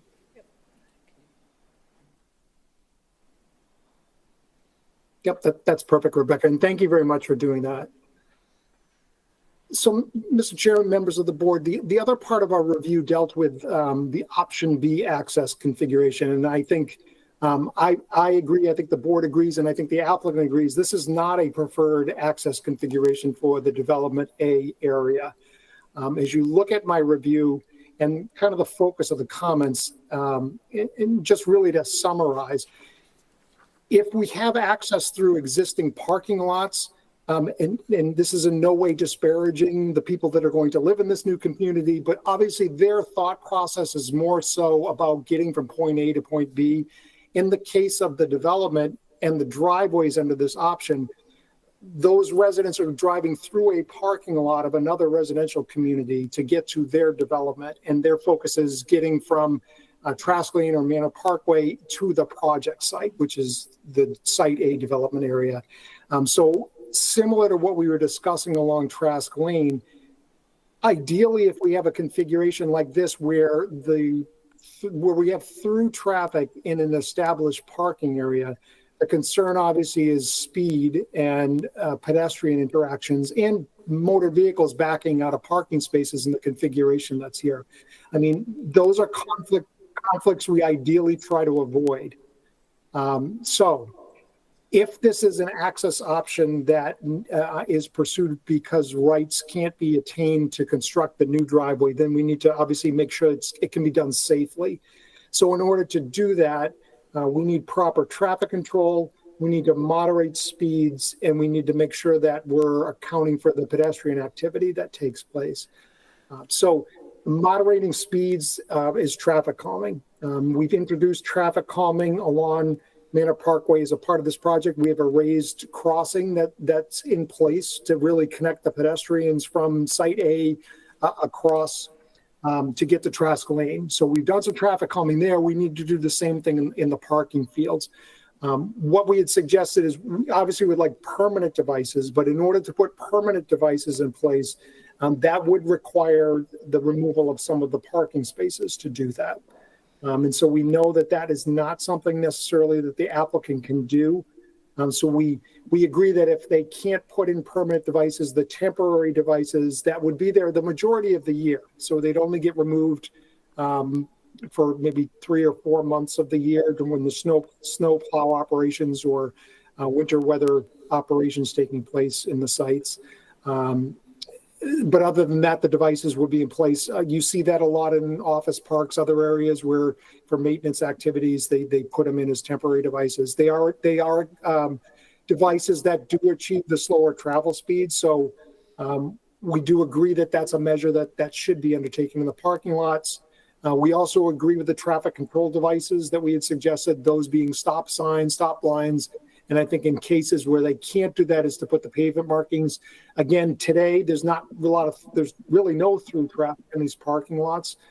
So we do need to make sure we have traffic control for all of the drive aisles within both Apple Hill and 2 Duck Pond Road where there'd be conflicting traffic with the through traffic heading to Site A. So the last 2 items are, the really pedestrians. The backing of vehicles out of the parking spaces that abut these drive aisles, there's really not much you can do as it relates to that other than, again, traffic calming and trying to slow the traffic down that's going through the parking area. With this, again, it doesn't function like a parking lot when you have through traffic going through there. It's a little different than a parking field in a shopping center or otherwise, just because, again, the destination of those vehicles. But we think that traffic calming will help so that vehicles are looking or motorists are looking for conflicts. The pedestrian activity really more so, I think, deals with the Duck Pond Road connection. As you look at, of course, the distribution of the traffic for Site A, most of the traffic would use the Duck Pond Road connection rather than the Apple Hill connection, just because it's all coming from the north.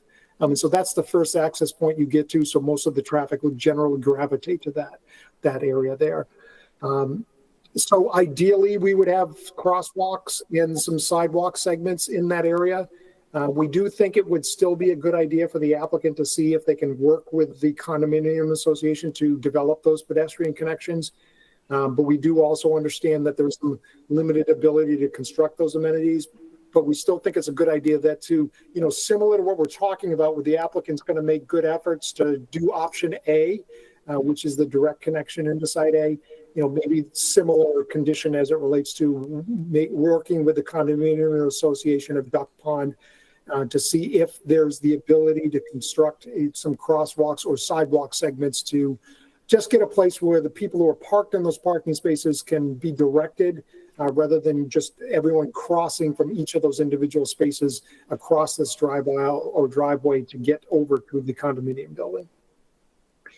So that includes our review of these 2 access options. Again, option A is preferred. I think we all prefer that. I think the applicant does as well. This is being the fallback option. It can function safely with these measures that we've described, and I believe the applicant has agreed to implement. Okay, thank you very much, Mr. Dirk. Mr. Clausen has a question for you. Mr. Dirk, would you propose that those mitigation measures for crosswalks and sidewalks along Duck Pond Road only be done for option A or option B or the alternate access plan, or would you want to see that happen for both access plans? I think that for the option A, it can be optional. Obviously, they're desirable, but I think from the standpoint of the necessity of them, it's not as necessary as it would be under option B. Under option A, that's the signature entrance of the community, and the most direct travel route is going to be established by way of the new driveway. The other access points will be secondary, and my opinion is most of the residents of the development area A are going to not use those just because of those conflicts. They in and of themselves produce a traffic calming effect that forces these residents they'll choose to use their primary access rather than the secondary access points. I have a question about construction time. So this is before there were any residents there. It seemed to me that the calming and the traffic control, for me, even if it's less volume, having massive trucks coming Duck Pond, or, the extension, the easement into Folly Hill, Apple Village, or even we're gonna have trucks in and out and in and out to build these 4 buildings. And it's gonna be a time when there's, a lot of people who are there, who are living in the area right now, and what sort of mitigation during traffic time should be in place through the duration of this? So to the extent that option A is advanced, I'd have to look a little bit more closely at the construction staging, but I would, to the extent that it's possible, I would make the first part of the construction to be build the new driveway, rough it all in to get access into A. Because with that being the case, if they're able to do that, that should be the first part, and that should be the access. And that you not be allowed to use the other secondary access points unless it's an emergency or some type of construction activity necessitates it. So that's kind of what I would put as a condition, is you develop the road first, the new access, and use that for construction activity. If option B is in place, I think, there's going to need to be developed a very carefully developed temporary traffic control plan. Although we would like to say that you should put those traffic calming measures in place, the problem with putting those in place with trucks running over them is the residents are going to hate that. It's just going to make so much noise. We do not typically put traffic calming devices in place for construction because you're just going to hear the banging of the trucks as they go over it. So I think we'd have to think about that a little bit more and how to control it.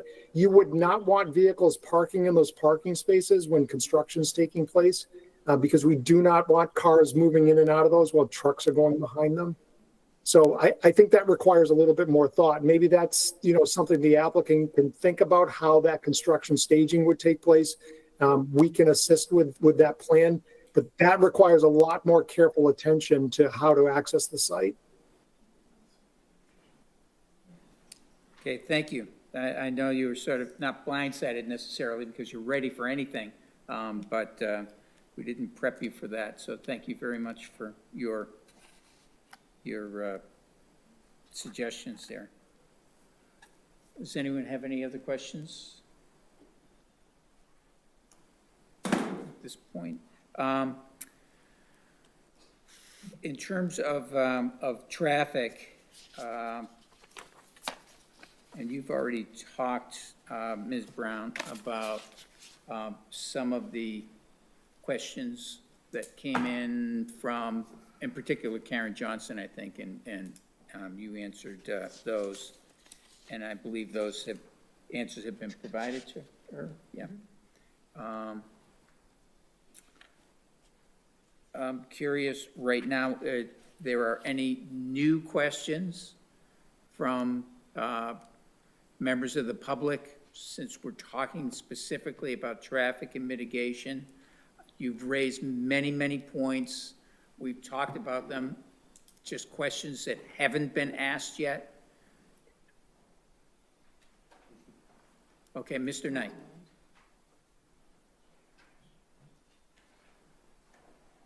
I thank you for hearing me. Patrick Knight, 4 Duck Pond Road, Beverly, Mass, Unit 202. I'd like to thank Tim Corcoran for meeting with me today. I brought up a few concerns that I had as far as the driveway going into there.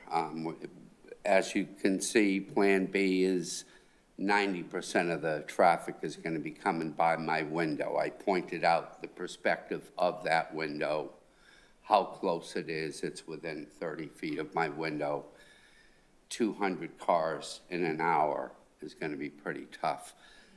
I brought up some potential modifications that I'm hoping, I realize there's not enough time to look for them today, but I just wanted to bring these up for a slight modification to the building, which would allow some turnage of that driveway, greatly decrease the impact on our door. So I'm hoping that maybe some thoughts can be given to that. I'm really trying to work that because the impact is so intense for us. We're going to be dealing with this. I showed you, you see what it looks like. So it's going to be a nightmare. I'm sure you understand that. I'm hoping the human side of you will work with that. I guess that's all I'm trying to say. Thank you very much. Okay.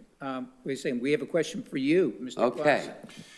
I don't know if you caught that during the presentation from Mr. Dirk, but he had mentioned that they would not want vehicles parked that would back out onto Duck Pond Road during construction activity if there was if the alternative access plan without the easement were to be used. How many of those spaces along Duck Pond Road does your condominium association generally use? I think there's 140 spaces, I think, overall. Are you talking the ones to the right along the road? Along Duck What Pond we that you would use- have to back out onto? Yeah, often, I think there's about 20 spaces there. Oftentimes, that's during snow removal. That's a bigger challenge. So we park on one side of the lot, so those get filled up, and then on the other side, there's 10 or 12 cars a day. And you did bring up one other issue that I pointed out. We're going to have snow wars with snow plows. You have your plow, which is covering the middle of our road. We have our plows. There's going to be snow wars with these plows. He put it there, I put it there.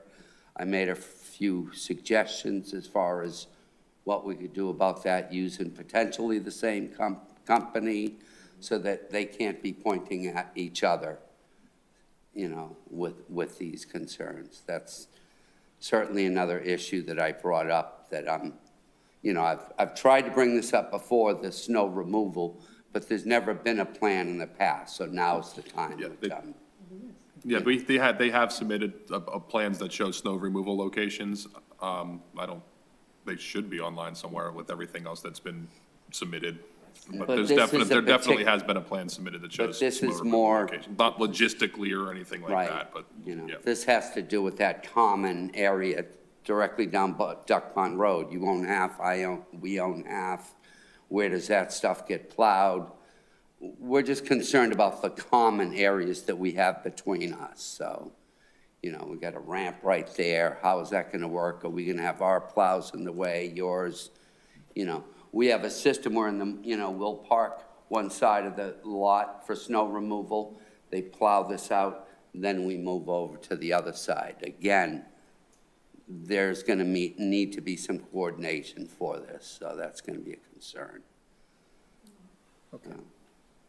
Thank you Mr. Knight. for hearing me.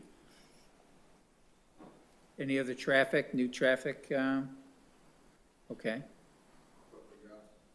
Oh, okay. Yeah, Dimitri K., Unit 207, 4 Duck Pond Road. Just while asking about lighting measures, because again, it's pretty dark there. There's not much, what do you call it? Synthetic light or fake light there, basically, but people fly through. There's already stop line on the street there from Trask Lane going down Apple Village towards 128 northbound. I don't think a stop line is going to do much, but a flashing light maybe. Again, sensor, crosswalk, lighting in the middle of the road. That'd be helpful. Again, it's pretty pitch black there. And then, yeah, again. Are you talking about the overall intersection area? Yeah, with Manor Road, Trask Lane, Yeah, Duck. yeah. So again, just more lighting possibly, flashing lights, pedestrians crossing. And then, yeah, Lynn brought up a good point, but that upper parking lot, or the upper parking strip on Duck Pond Road, cars backing out. I know the speed bumps, the speed humps thing. I'm worried about what that's going to do to our cars. So again, I think just thinking about that through. And I think Rebecca said something about working with the condominium association. I haven't heard anything through. If we need to give up some parking spots, you know, we can definitely run it by our residents. I'm part of the Board of Trustees for Cherry Hill. I haven't heard anything. But yeah, we'd love to work through that, so. Looks like we need to iron out some things, but cool. Thank you. Thank you. I'm trying to remember about the, it does tie in a little bit to traffic and then its visibility, what the lighting plan is for, Trying to pull it up. for that area.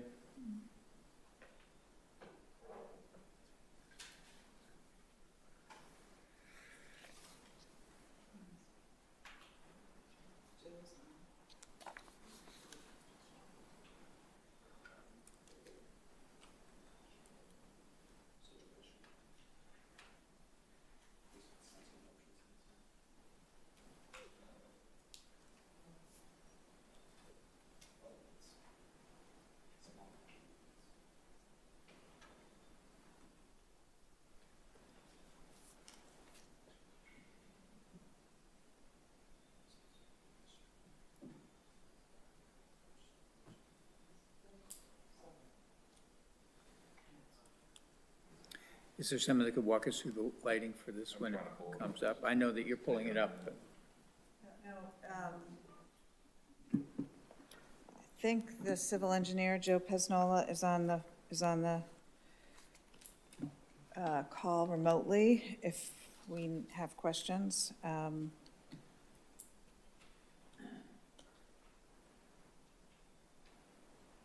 Once we have the lighting plan. I know there are 4 sheets in there. There it is. Yeah.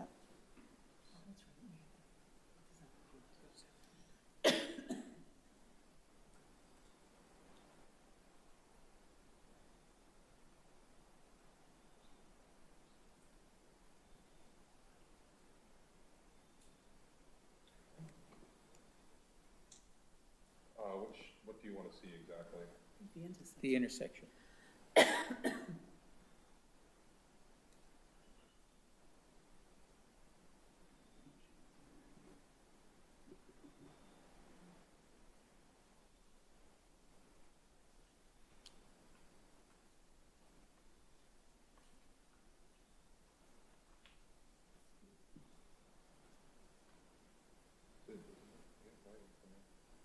there.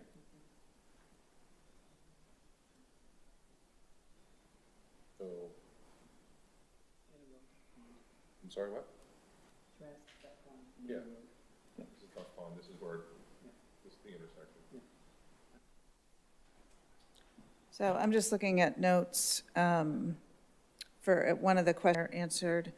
The question was, do you plan to install permanent lights along the proposed driveway? I think intending Duck Pond Road.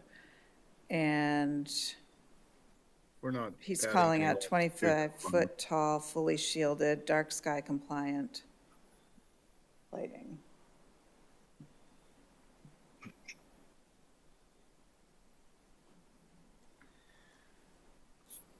Mr. Chairman, Joe Pesnola from Hancock Associates.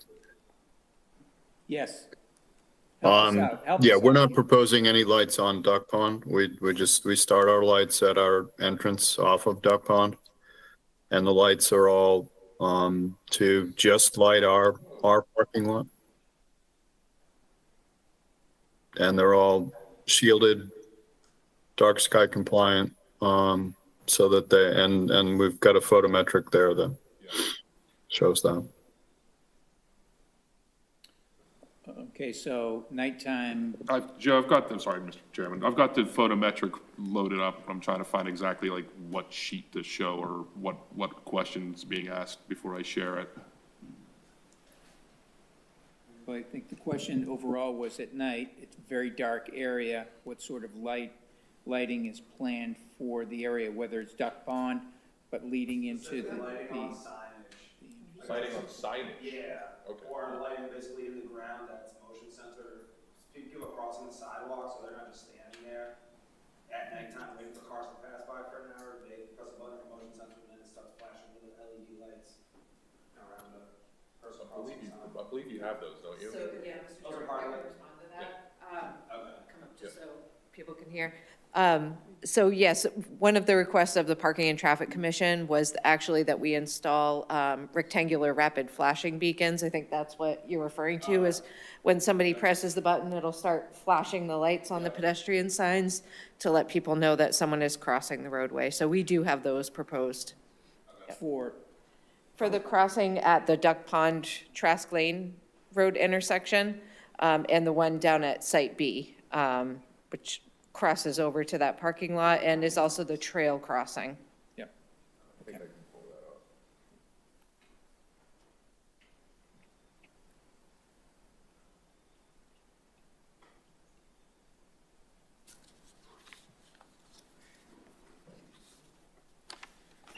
Okay. Oh, there it is.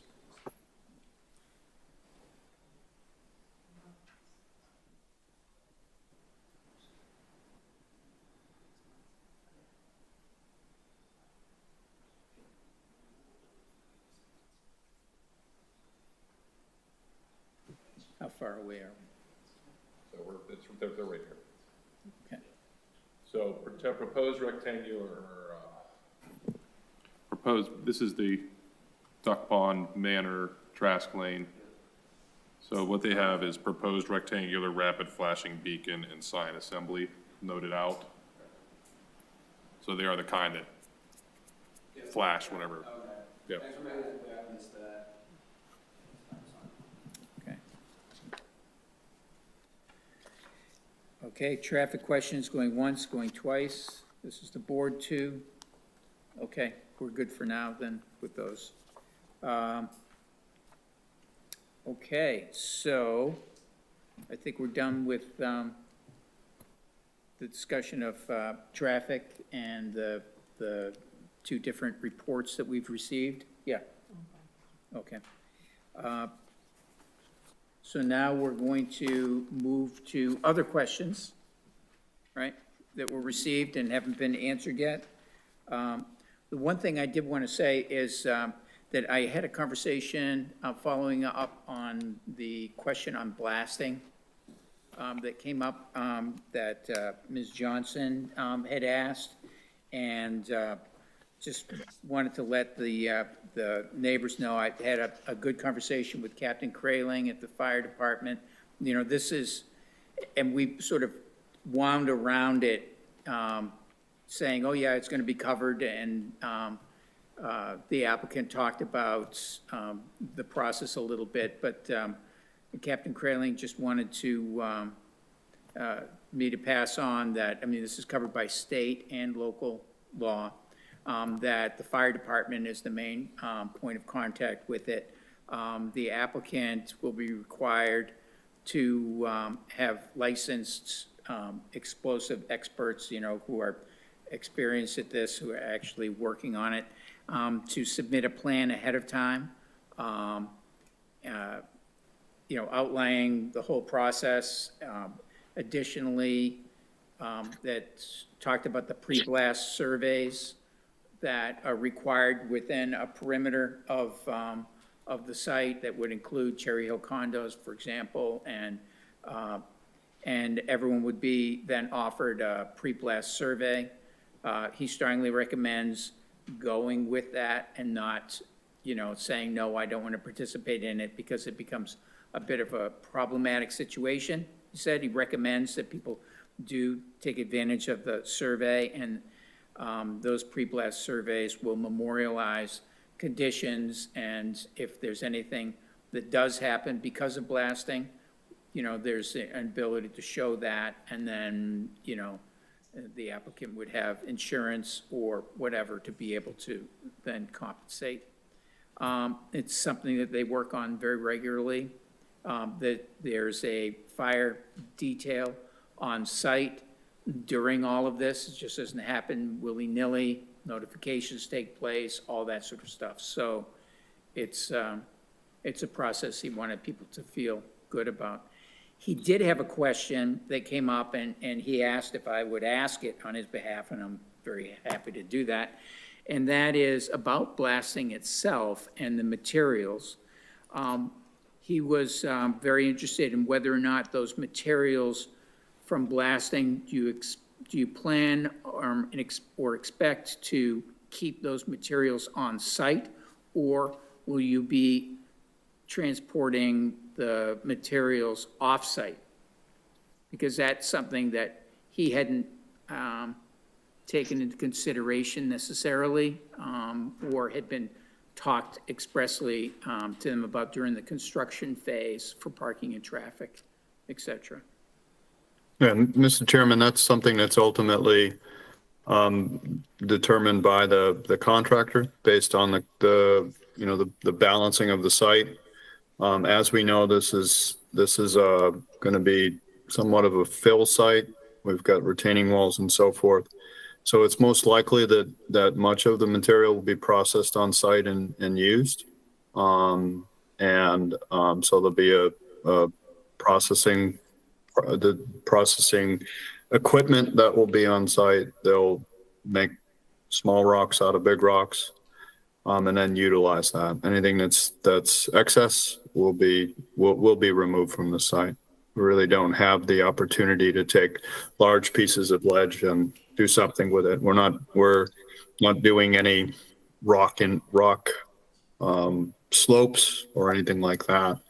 So what we'd be looking for is getting that process material down to, 1 inch size, 1 inch, 2 inch size for use within the various backfill areas, the drainage systems, things of that manner.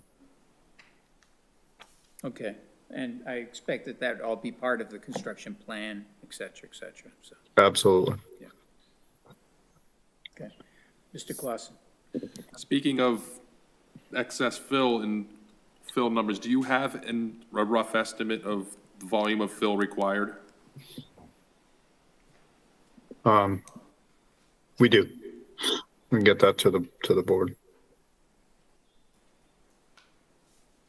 Okay. I'm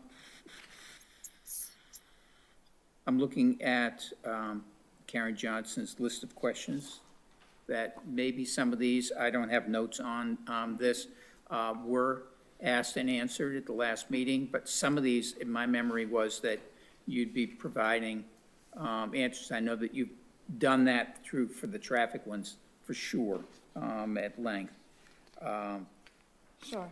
I mean, let me just, I think it would be helpful just to summarize the responses that have been made in writing, just so everybody understands. And I fully appreciate that there are multiple memos and multiple pieces of information, but in particular, I would direct the board's attention to the submittal from GPI from this past Friday, September 12th, as well as the August 7 memo that was submitted in advance of our last meeting, because a significant section of both of those documents is specifically addressing the various email that have come in and questions that have been posed during the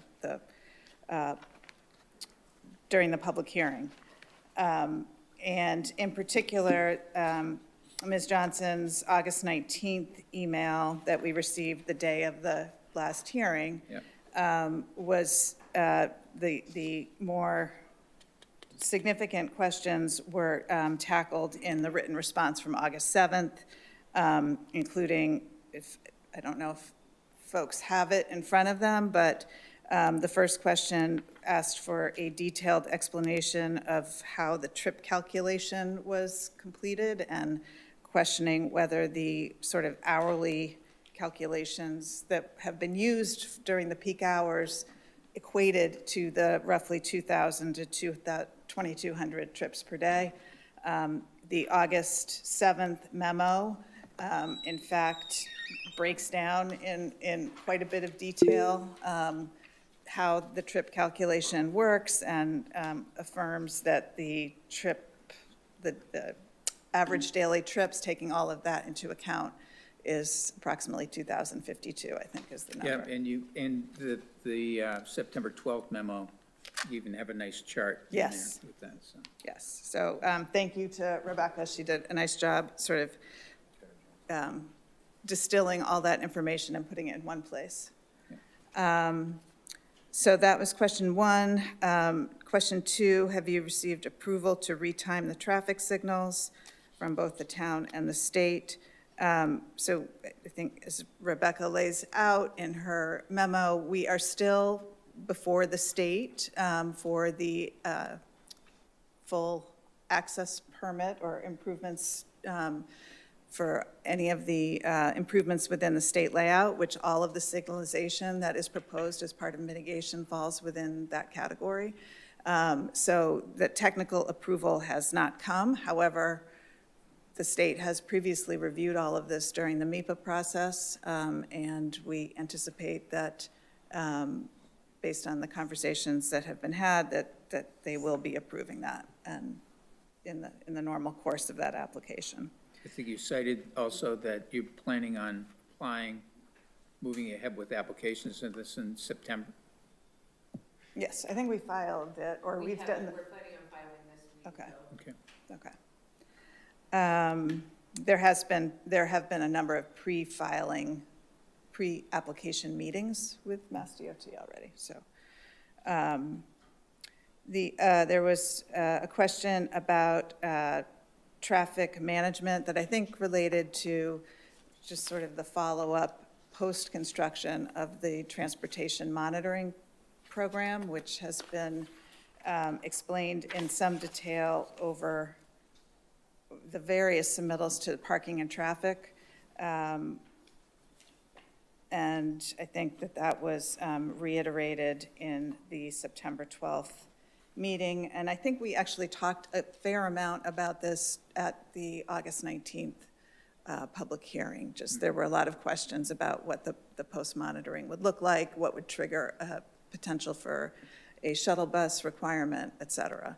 So I think that we've answered those questions. On page 6 of the GPI memo goes into it in detail too, what the trigger is. Yes. And the survey, commuter rail employees, employment centers, the route length that people would tolerate in terms of a shuttle, other destinations, shopping centers, things like that, I imagine, that sort of thing. Mm-hmm. So it is an extensive answer. Thank you. Thank you. Numbers 4 and 5, we did not include in the written response because we, in fact, discussed those at the last August 19th meeting and affirmed that the applicant is committed to, if not successful after 3 years in trying to find an operator for the convenience store, then we would have the ability to repurpose that space, but there is a positive commitment for 3 years to try to market it, and hopefully it will work, and that would be a great thing for everybody. Let's see. For number 6, will parking spaces allocated to Cherry Hill be available for use during the entire construction period?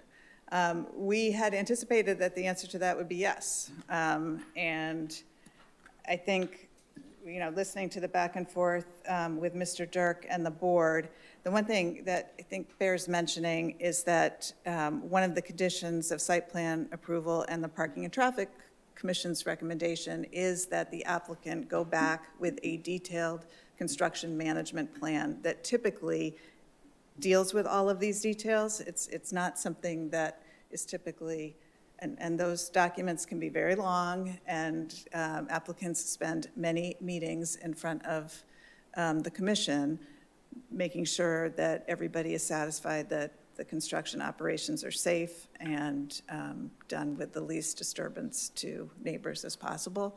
So I respectfully would suggest that questions about how the interaction with construction vehicles might take place would be something that is appropriately reviewed during the construction management plan process with parking and traffic.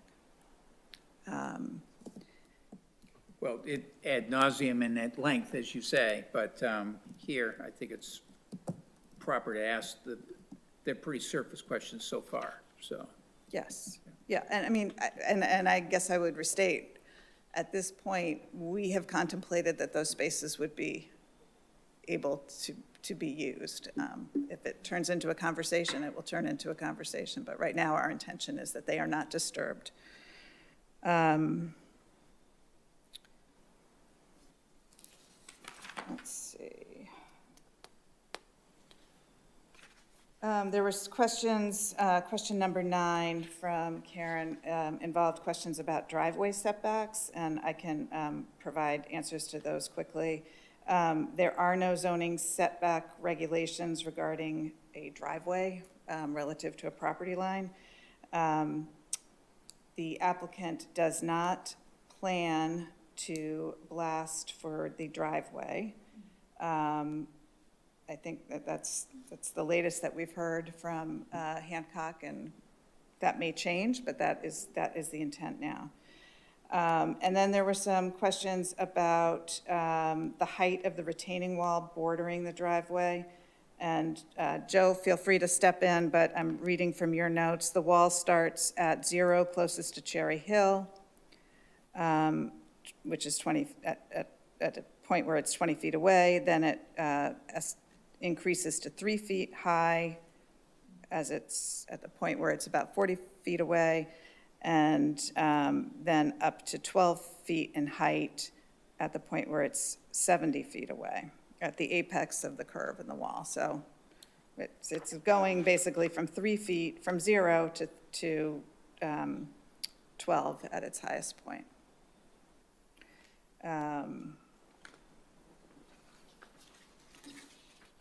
Blasting was not answered in the written submittal, but thank you, Mr. Chair, for doing that. And I've actually brought this evening, just to highlight some of the information that's available to the public in very public, on the website. There's a facts about blasting for Massachusetts property owners that can be found on the website for Department of Fire Services.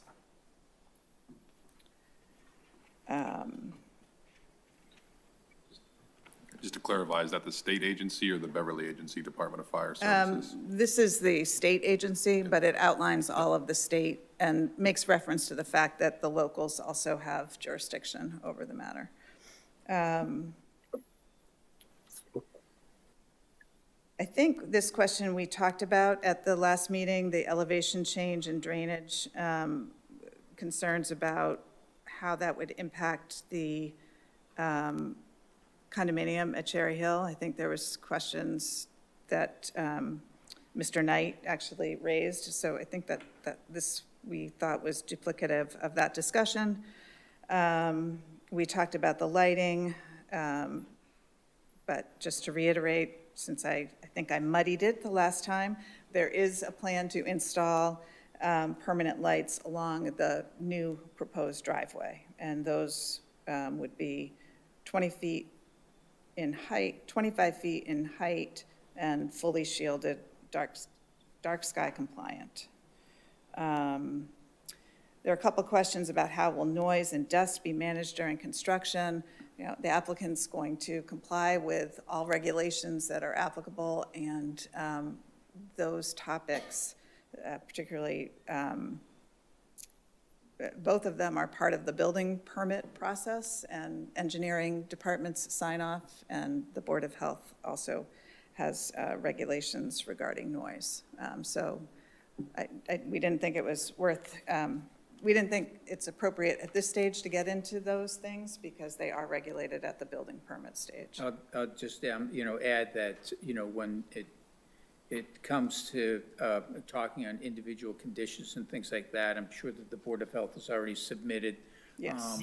Their lengthy list of all the different restrictions and precautions that have to be taken.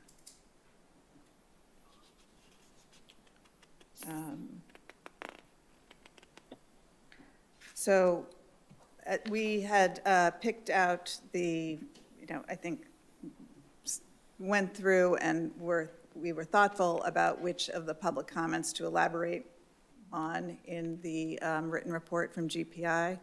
And I think that in combination with the discussion over the various meetings.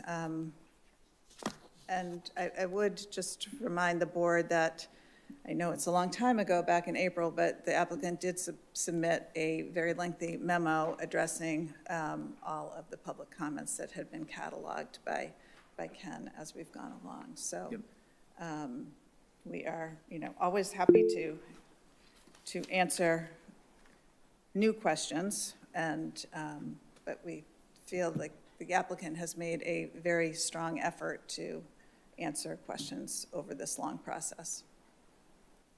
Okay, great. I just heard and saw. Yeah. Ms. Johnson, did you, you've written, thank you for addressing my questions. Where can we access the August 7th memo? I was only provided with answers developers submitted through April 2025. Yeah, Mr. Clausen. I can send that to you, Ms. Johnson. We have digital and paper libraries of virtually everything that's been discussed, memos, and, this is just a small part of what we have. So we're able to look back on the library. Not all of it is on the website because it's, just part of the project as it goes along. But we're happy as people make requests to certainly make that available to them, so. Any other questions? Are you good? Is there anyone else online that has hands raised? I still see, is she on the line or just,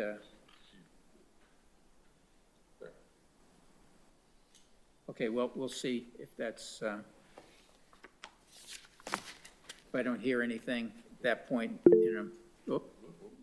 I'm all set, thanks. Someone else? That's Karen. She says I'm all set, thanks. Okay, she's all set. Okay, good.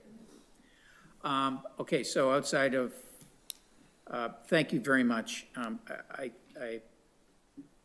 think I speak for the board in saying that you have really attended to every question that we've had and that I think that the public has had and asked so far.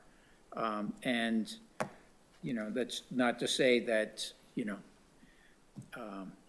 everyone is totally satisfied with the answers, but they have the Understood. answers. So, so anyway, that's. I would say that Rebecca Brown has done in particular, a lot of work to do that, as most of these concerns do revolve around traffic at the end of the day, so appreciate that.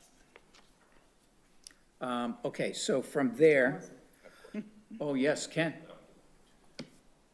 This goes back to Jeff Dirk's recommendations. I believe there was something in there about site distance easements that may or may not have been shown on plans yet. I was wondering if the applicant controls the land where a site distance easement would be necessary.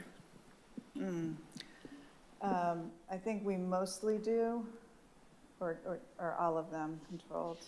Yeah, so we've included They're on the site plan plans. easements on all of the plans. Yeah.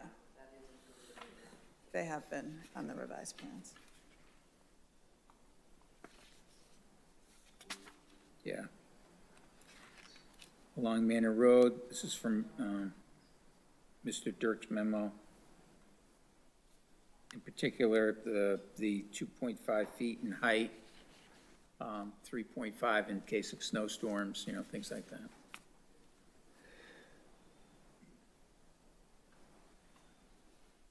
Assuming it could be some kind of site triangle like that, right? Is that your property line, correct?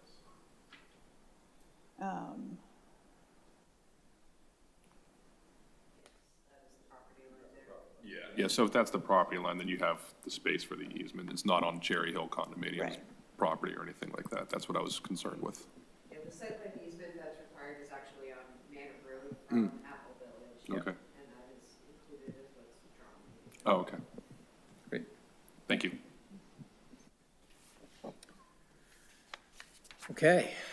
All right. So I think the next thing on our list is to talk about the alternative access and whether the board would entertain the request to essentially approve the site plan as submitted with the alternative access in the event that the easement cannot be obtained. And in support of that, I think what you've heard tonight and what you've seen documented is that both of these options have been fully engineered. Now they have both been peer reviewed. And the applicant has been making adjustments as we go along to address the concerns. But we think that there is no material difference in the traffic volumes between the two options. We also don't know of any legal basis whatsoever that would preclude the board from approving both options. So we think it's something that you certainly have the discretion to do. This is, after all, site plan review, and it's not a permissive approval. It is making sure that all safety concerns and engineering and traffic have been addressed. And in both cases, those alternatives have been vetted to make sure that that is the case.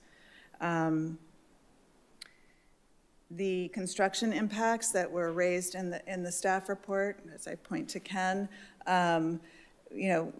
we want to emphasize that although nobody's going to pretend that those impacts aren't real, the applicant has the absolute right under the easements and the property rights that exist to use the Duck Pond driveway as well as the Apple Village driveway for all purposes that roads can be used for in the city of Beverly. So we are within our right to do this, and we are committed to going through the construction management plan in either case with parking and traffic. And we would, I think I respectfully disagree with the conclusions in the staff report, just because the planning board may not typically do this. This is not a typical project. As you know, we've spent a year here. We've been trying for that year to get the easement. We pivoted very transparently, not in the intent to get the easement, because, as I think Mr. Dirk said earlier, everybody recognizes that it is a much better project with the third access driveway, but we don't have control over it. And so what we have proposed is a way to continue forward that we think is reasonable. Again, we did not take shortcuts. We designed both. And because it's site plan review, unless there are, the board doesn't have the discretion to deny access based on two driveways. And so we really are struggling to understand why the board can't approve both designs with the understanding that option A is the preferred option, but that if the easement can't be obtained, that the second option would be permissible.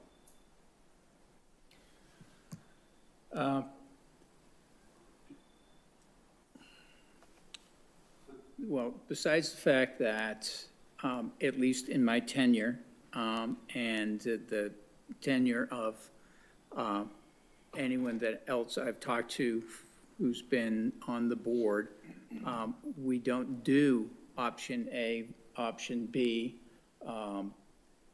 The only scenario we do that is when we get proposals from an applicant for OSRD, and we then take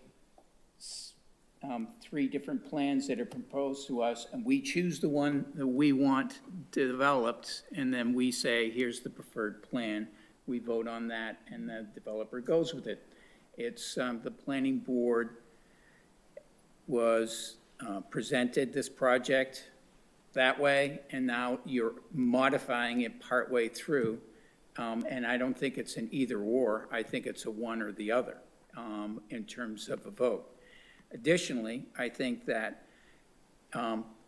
to follow up and agree with your discussion that, or your comment that this is a better project with option A, that was the one you filed, that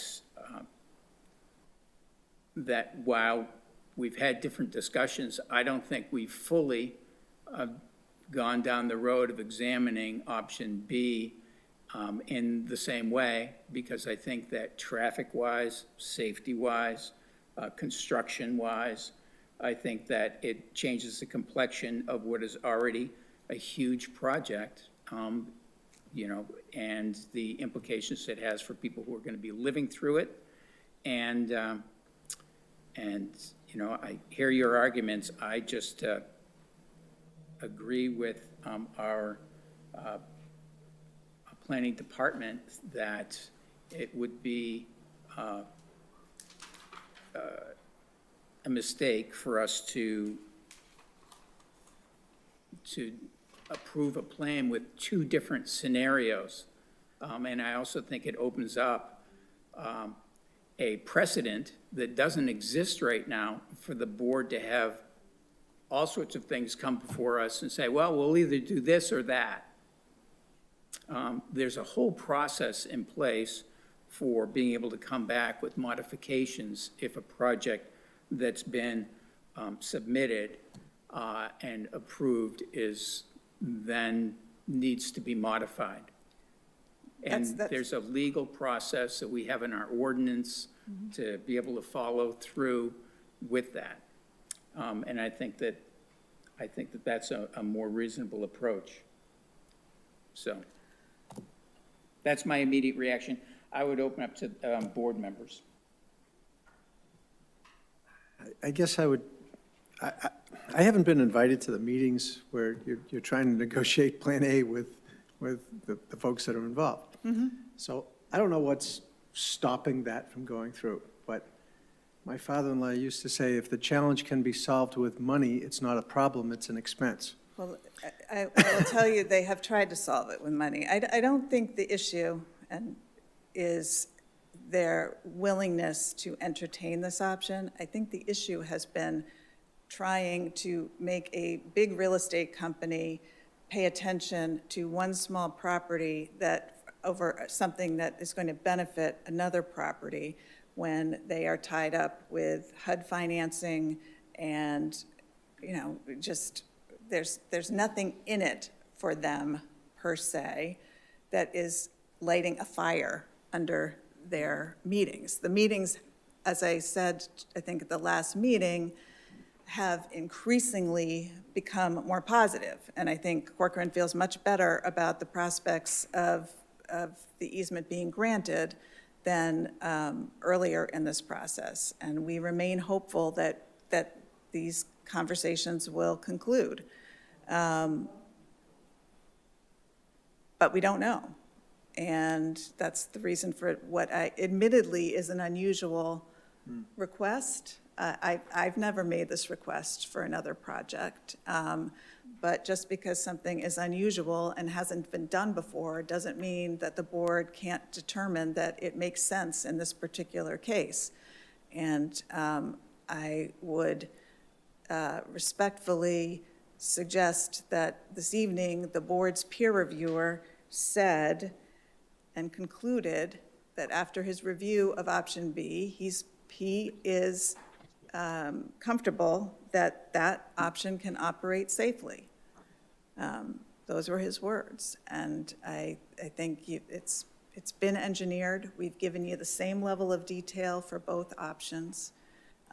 So that's where we're coming from. I will say that if the board is just not going to entertain that notion, then the option we would then put on the table is option B, because that is if we're not going to entertain an alternate, then at this point, we would withdraw option A and submit option B for approval as part of the site plan review. And we'd ask for the board to include a finding and condition in its decision that if the easement is granted, the concept previously submitted could be approved as a minor modification. Because from our viewpoint, there is nothing that you have asked for that we haven't provided, and there is no additional information the board will get from another hearing on the options. So I think we've tried to do the work ahead of time so we don't have to come back and do it again if we don't get the easement. It's as simple as that, and I think I think it makes a lot of sense in this case. But understandably, if the board is not comfortable with that, then we would go with approval of the two driveway option. Yes. Your parking and traffic recommendation, was that from option A or option B? Or let's call them A and B, like the Parking and traffic was, because I feel like this discussion has been more recent, maybe July, August, we started really talking about alternative access plan and this moving forward in this direction. And I feel like the Parking and Traffic Commission wrapped up before this was seriously contemplated. And I don't know that they have thoroughly reviewed from their recommendation point, the alternative access plan. yeah. So everything that we submitted for traffic studies initially to Parking and Traffic Commission specifically called out right in the introduction that that the third driveway, the main access point, was a potential driveway, that we were going to try and secure easements, but that we may not. So Parking and Traffic Commission has known all along in their review that there was potential that we may not get that third driveway there. So although they haven't seen some of the more recent documents, they have been aware of that fact from the beginning since we first met with them, and haven't expressed any issues with that. So to follow up then, did they provide any conditions that were for option A or option B if they were using that nomenclature? There were no specific, so they obviously provided certain conditions, but none were tied to option A versus option B. All the conditions that they recommended were for both options. Yep.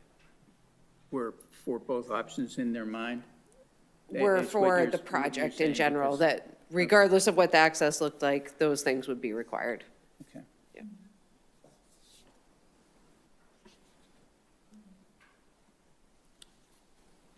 I don't necessarily want to dominate the discussion here. Do members of the committee have reaction and thoughts to what we just heard? Just a comment, I guess. It seems like hours ago, well, it was, that Mr. Turk was addressing his opinions. I don't think that he pointed out any real exception to what Rebecca has told us. Is that true? Did he find fault with any of the findings at all? Or is he in agreement? Yeah, Mr. Chairman, just in response to that, no, I didn't find anything in fault with what Rebecca has presented to you.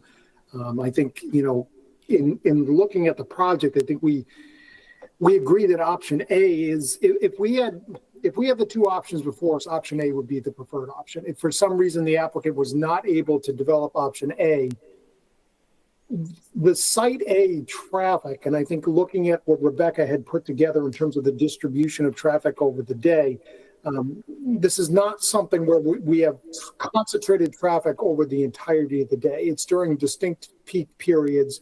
And during those peak periods, when we do have the traffic using those access points, the measures that are proposed in terms of traffic calming and such are able to moderate the traffic in a way that the use of those existing easements can be done in a safe manner. So we don't dispute that, but I think, to the point of, I think what the chair was getting at, if, with being presented with option A, we would go with that.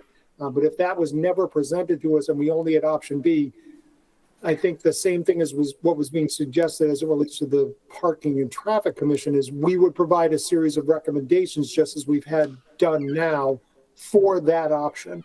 And so I think if option A is off the table, you have a set of recommendations that we provided, and I think the applicant has agreed to undertake to make sure that those drives can function in a safe manner. Thank you. Yeah, I don't think it's in dispute that they have the ability to construct both sites either way. It's more of which plan, or would you approve two sets of plans at one time? Like there's site B or option B doesn't change anything. They're still well within their rights to construct it that way. I don't think that's up for dispute at this point. Judy? Okay, if we have to consider option A first and have an answer on it, it's clearly the better option, it's more desirable. I guess my question is in terms of logistics and timing, if option A then turned out to be impossible because of the lack of an easement, how does it affect the timing and planning of the project to have to then go back and present and consider option B? In other words, to not be able to put both on the table at once. Well, I guess what you're asking is, at what point would they give up on trying to obtain the easement for access A before they just move forward with option B? Yeah, because I feel I'm kind of behind the. yeah, I mean, and Peter or Tim, you can jump in if I'm leaving something out, but basically, once the approvals are in hand, the applicant proceeds to negotiate the actual closing of this transaction, which is probably a little bit of ways off, but hopefully the beginning of next year, and the financing for the transaction, and probably in some sort of parallel, they're developing construction drawings, which are basically much more detailed than what the board has seen, and which have to commit to an actual option in order to get to a building permit, which is needed for the closing on the financing. So it's a long way of saying, as you proceed to a closing, you got to make this decision when you start doing your final plans, which is a very cumbersome, expensive, and sort of committed project. So I don't know if you can put any time frame on when that's likely to happen, but probably at least months. So Yeah, thank you, because that's exactly what I wanted to confirm. Still not used to being chair, I raised my hand myself. So, as I sit here and think, another thing occurs to me, and I understand that you have been working to get the attention of the owners of Apple Village, that the conversations have been getting better, and that sort of thing. I think, however, that if we were to approve two different options, they have absolutely no reason to talk to you anymore. And that makes option A, let me just finish my point, okay? All right? Because then they say you don't need this to be able to do the project. And there's option B, so there's nothing keeping them at the table to work on it. And I think that we solve your negotiating issue by doing that, as opposed to getting the best project we can in what many have said is already a very, very big project for this area. Ordinarily, that logic absolutely applies, except Apple Village does have a reason to come to the table and negotiate, which is otherwise the traffic is going through their parking lot and disrupting to a greater degree their residents, right? It makes sense. It's better for both neighbors and for the applicant to have the third access drive, hands down. In fact, I would argue that if the board conditions it on access A, and they know that we can't go forward without action A, then we're just driving up the negotiation from them. And we're actually making it more likely than not if they know that we have in our back pocket option B, which would result in more traffic on their property. Does that make sense? In a circuitous way, perhaps, I just can't get by the issue that if they had their tenants, their residents at heart, and that was leading their decision-making, that they would have already been at the table and agreed to this. Yeah. So.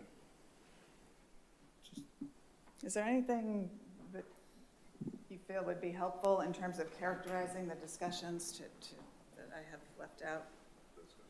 The conversation, the last conversation we had with them, Peter Mahoney, sorry, first time up here tonight, was very positive. It's, as Miranda said, this is not the top priority of their company, and it's very hard to get their attention. But when we do, we have very good conversations. We've drafted an easement agreement, they have it. And, you know, they were very receptive to the last discussion we had. They understand the benefits to them, to us, and you know, to us, we feel like we're headed in the right path, but it's, even once we get formal agreement, like pen to paper with them, they have to go to their lender, which is another, you know, process. It's the federal government, so it's process. I don't, honestly, my sincere heart, there's not a sincere objection that they've stated to us to doing this. It's process and timing. And I do, just to respond to your other question, the reason for them to do this is for us to not have so much traffic going up to their parking lot. And so that doesn't change. And as Miranda said, it might change the other way if we're approved a different way.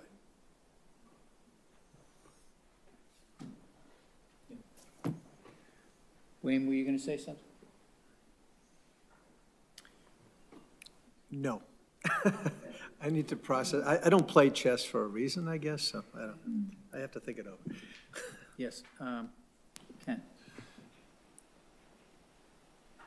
Say you move forward with the alternative access plan, because for reasons like Mr. Mahoney was just saying, it's time consuming, and they have to go to their landlord, the federal government, which is, you know, time can, like, it could take a while for that to happen. Are the plans designed in such a way that the access point could be added in after the fact if the alternative access was constructed, if it gets fully constructed, it's, oh, now we got our easement, can you then go ahead and add it in?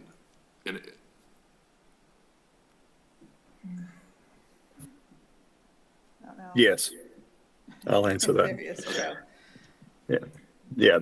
We're trying to minimize the impact. We've got, you know, the roadway that comes down between buildings 1 and 3 on site A to access the garage. So there's a driveway there. There's the sub parking lot that's up against Apple Village there. So we need access there. So it's about just connecting that. The grades don't change, stormwater doesn't change. So it actually would be fairly easy to add that back in.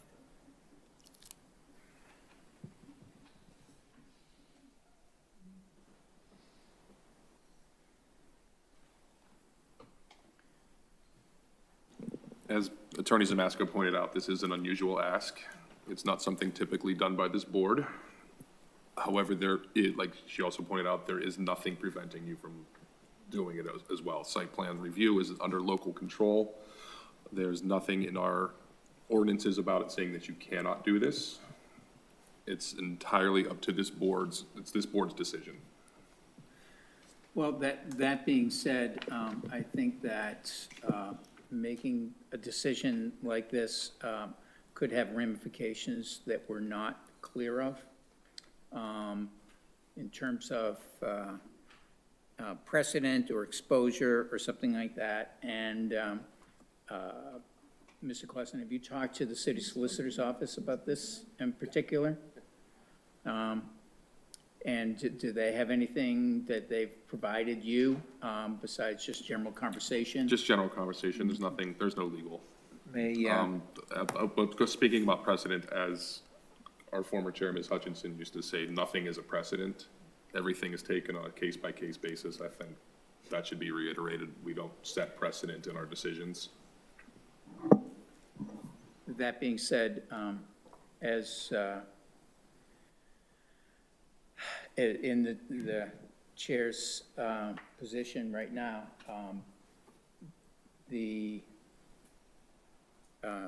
a decision like this by the board, I just want to be cautious in terms of what it is that we're considering and what all the different pieces of that puzzle are. And I would feel more comfortable having a conversation with the solicitor's office and some sort of opinion or guidance from them.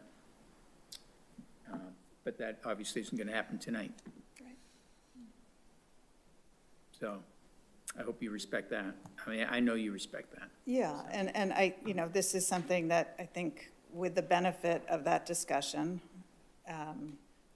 certainly we have some work to do on the conditions, I think based on things that we've heard this evening.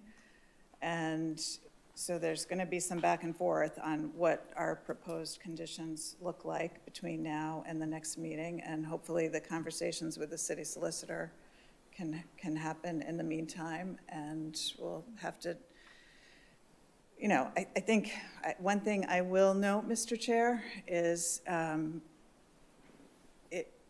we would like to conclude at the next meeting. I think that's very important. My understanding is that there is perhaps going to be a vacancy on the board come November. If that happens, I don't want to say it, you would not be able to vote. And you would be listening to this project for the next year again. And I don't think that that's a useful exercise, particularly in this case where the applicant has been consistent in providing every bit of information that has been requested. And we have a really complete package in front of the board. So I think that's my only qualification. I would ask you for the board to please take into account that we very much need a decision at the next meeting. Here, I definitely hear that request. I think the opportunity for having any sort of special or additional meeting might be able to come into play. There's two October meetings. There's 2 October meetings already. But I think that we are in full agreement that that we would all like to be able to come to some sort of an end point with this, because it has been 8 months or It's been 12 months. 12 months. Submitted on September 30th. You've heard me say it, Yeah. so, I mean, So, but this is a project that's allowed, So, but- and we have been here. but that, that being said, it's a huge project, and you've done a formidable job moving it through the process. But, this is leagues bigger than anything that has been brought before the board here for years, so. So that being said, I guess maybe,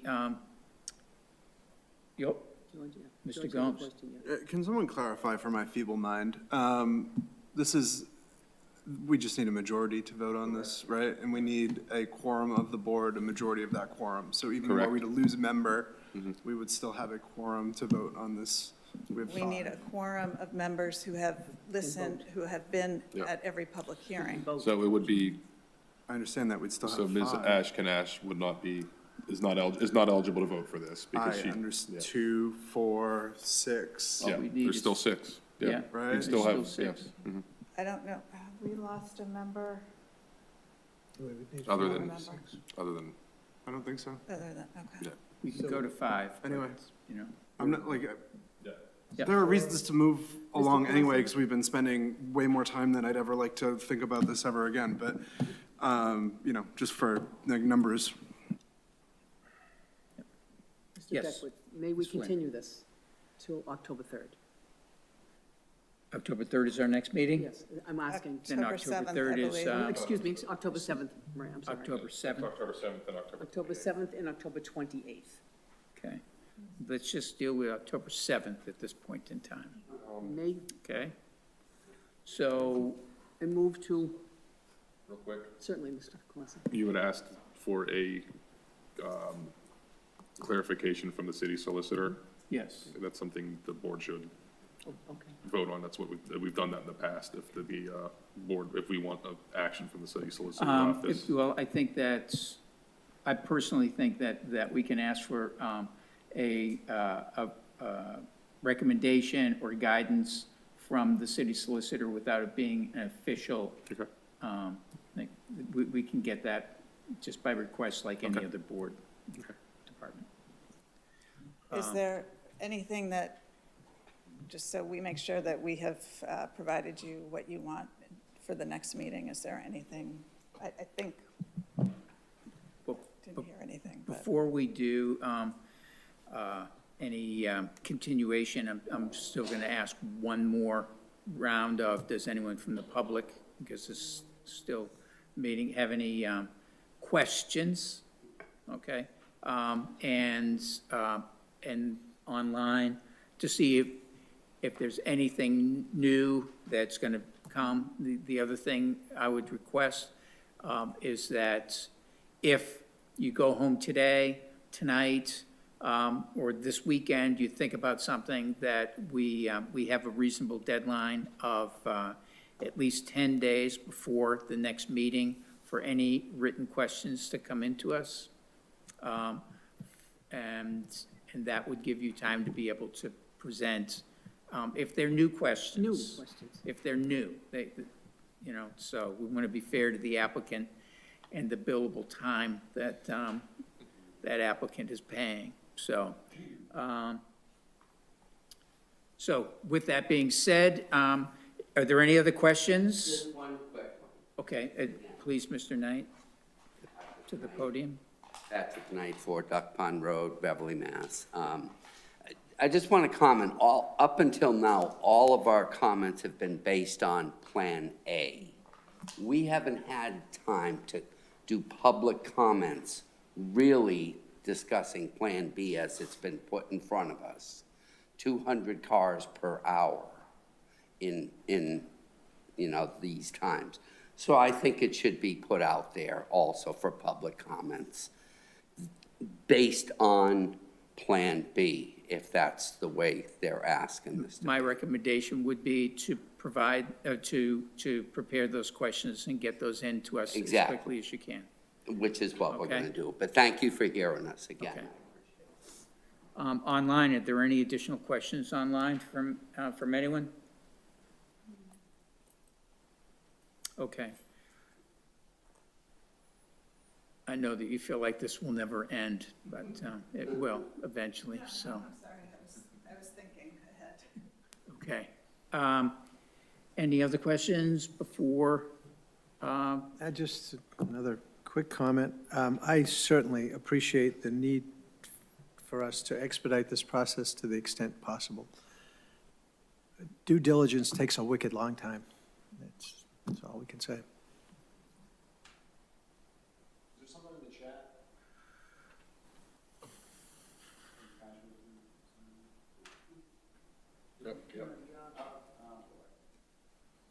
All right. Ms. Johnson, Duck Pond Road is a private road, not a public road in the city of Beverly. Do private roads fall under the same regulations as public roads? Therefore, do we have to permit them to use the road for their site access during construction and/or access after build-out? And I believe that's a question that Ms. Samasco can answer. It is a private way, Duck Pond Road, that is subject to an easement, at least part of it. Part of it is actually on the Corcoran property, the future Corcoran property. And the balance of it is in large measure an easement that we have, the applicant has the right to use for all purposes that public ways are used in the city of Beverly. And that is the term of art that is used in the easement agreement and gives the authority to use it for construction and for access. Yes. Thank you. Okay. And thank you, Mr. K, for pointing out I missed that. All right. I'd welcome a motion to continue this hearing until October 7th. So moved. Is there a second? Seconded by Mr. Miller. All those in favor? Opposed? It's unanimous. This is continued to October 7th. Thank you. Thank you again. Thank All you. of you. I truly appreciate it. See you next month. 3 weeks. 3 weeks. 3 weeks.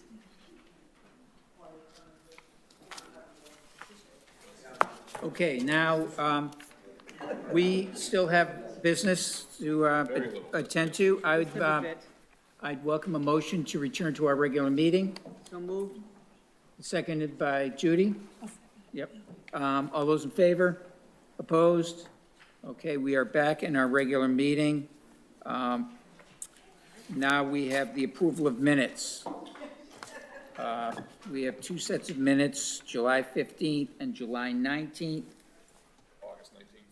August 19th, thank you. And I believe we only have July 15th ready for, that have been thoroughly reviewed. Thank you, Mr. Clausen. Okay, and we have some comments on the July 15th from Ms. Flannery. Do you want to go through your findings? Is there anything other than Scrivener's? There are Scrivener's and changes in, would you consider Overland to Overland? No, that's, No. Then I would say Scrivener. Scrivener's. yeah, Okay. Mr. Clausen, I would indicate Scrivener's. okay. There's a comprehensive list of about a dozen or so edits that Ms. Flannery has found, but they're all basically changing, spellings and, that sort of thing. Some grammar, some proper identification, that sort of thing. Okay. Thank you, Mr. Clausen and Mr. Beckler. Yeah. Would you like a motion? Yes, please. I move to approve the minutes of the July 15th, 2025 Planning Board as amended. Is there a second? A second by Mr. Lewis. All those in favor? Opposed? Okay, that's it. I want to thank Ms. Flannery again for her incredible attention to detail. Unbelievable. Both of my parents were copy editors for textbooks, college textbooks, and they would hire you in a second. So, Thank you, Mr. Beckler. yeah. Okay, so is there any other business? It was hinted at during some of the discussion, but Mr. Glenn has sent me an email that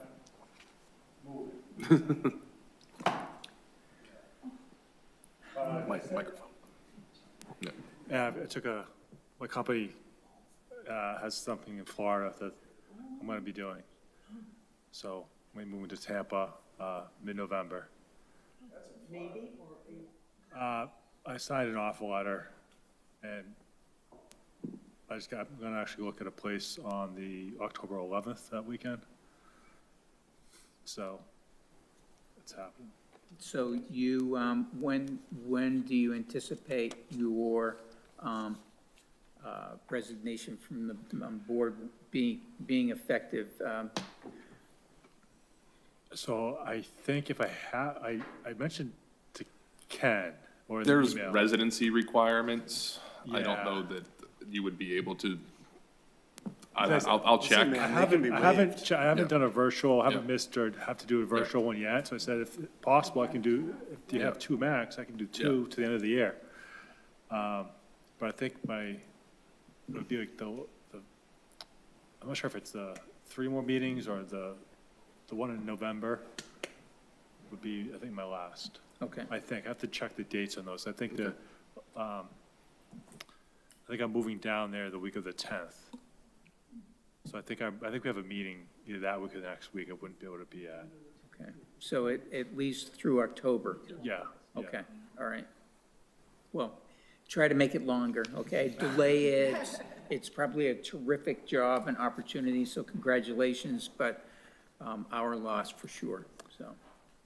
No, yeah, I Yeah. plan to be here much longer, but things happen.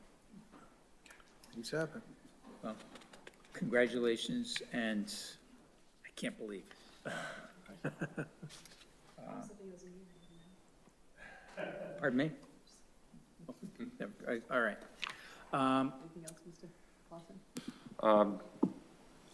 I don't know if anybody was able to attend or watch the BevCam video of the public meeting that was held for the Cabot Street Family Dollar reuse. If not, it's on BevCam. Lots of suggestions from the public.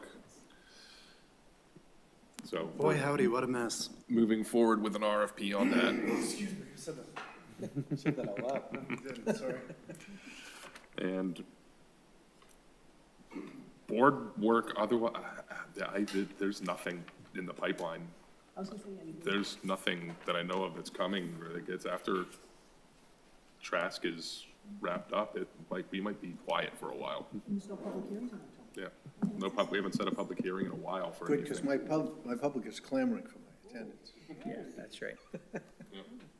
Okay, well, thank you very much for the updates. Thank you, as always, and to the board. And with that, I'd welcome a motion to adjourn. So moved? Second? In favor? Opposed? We are adjourned.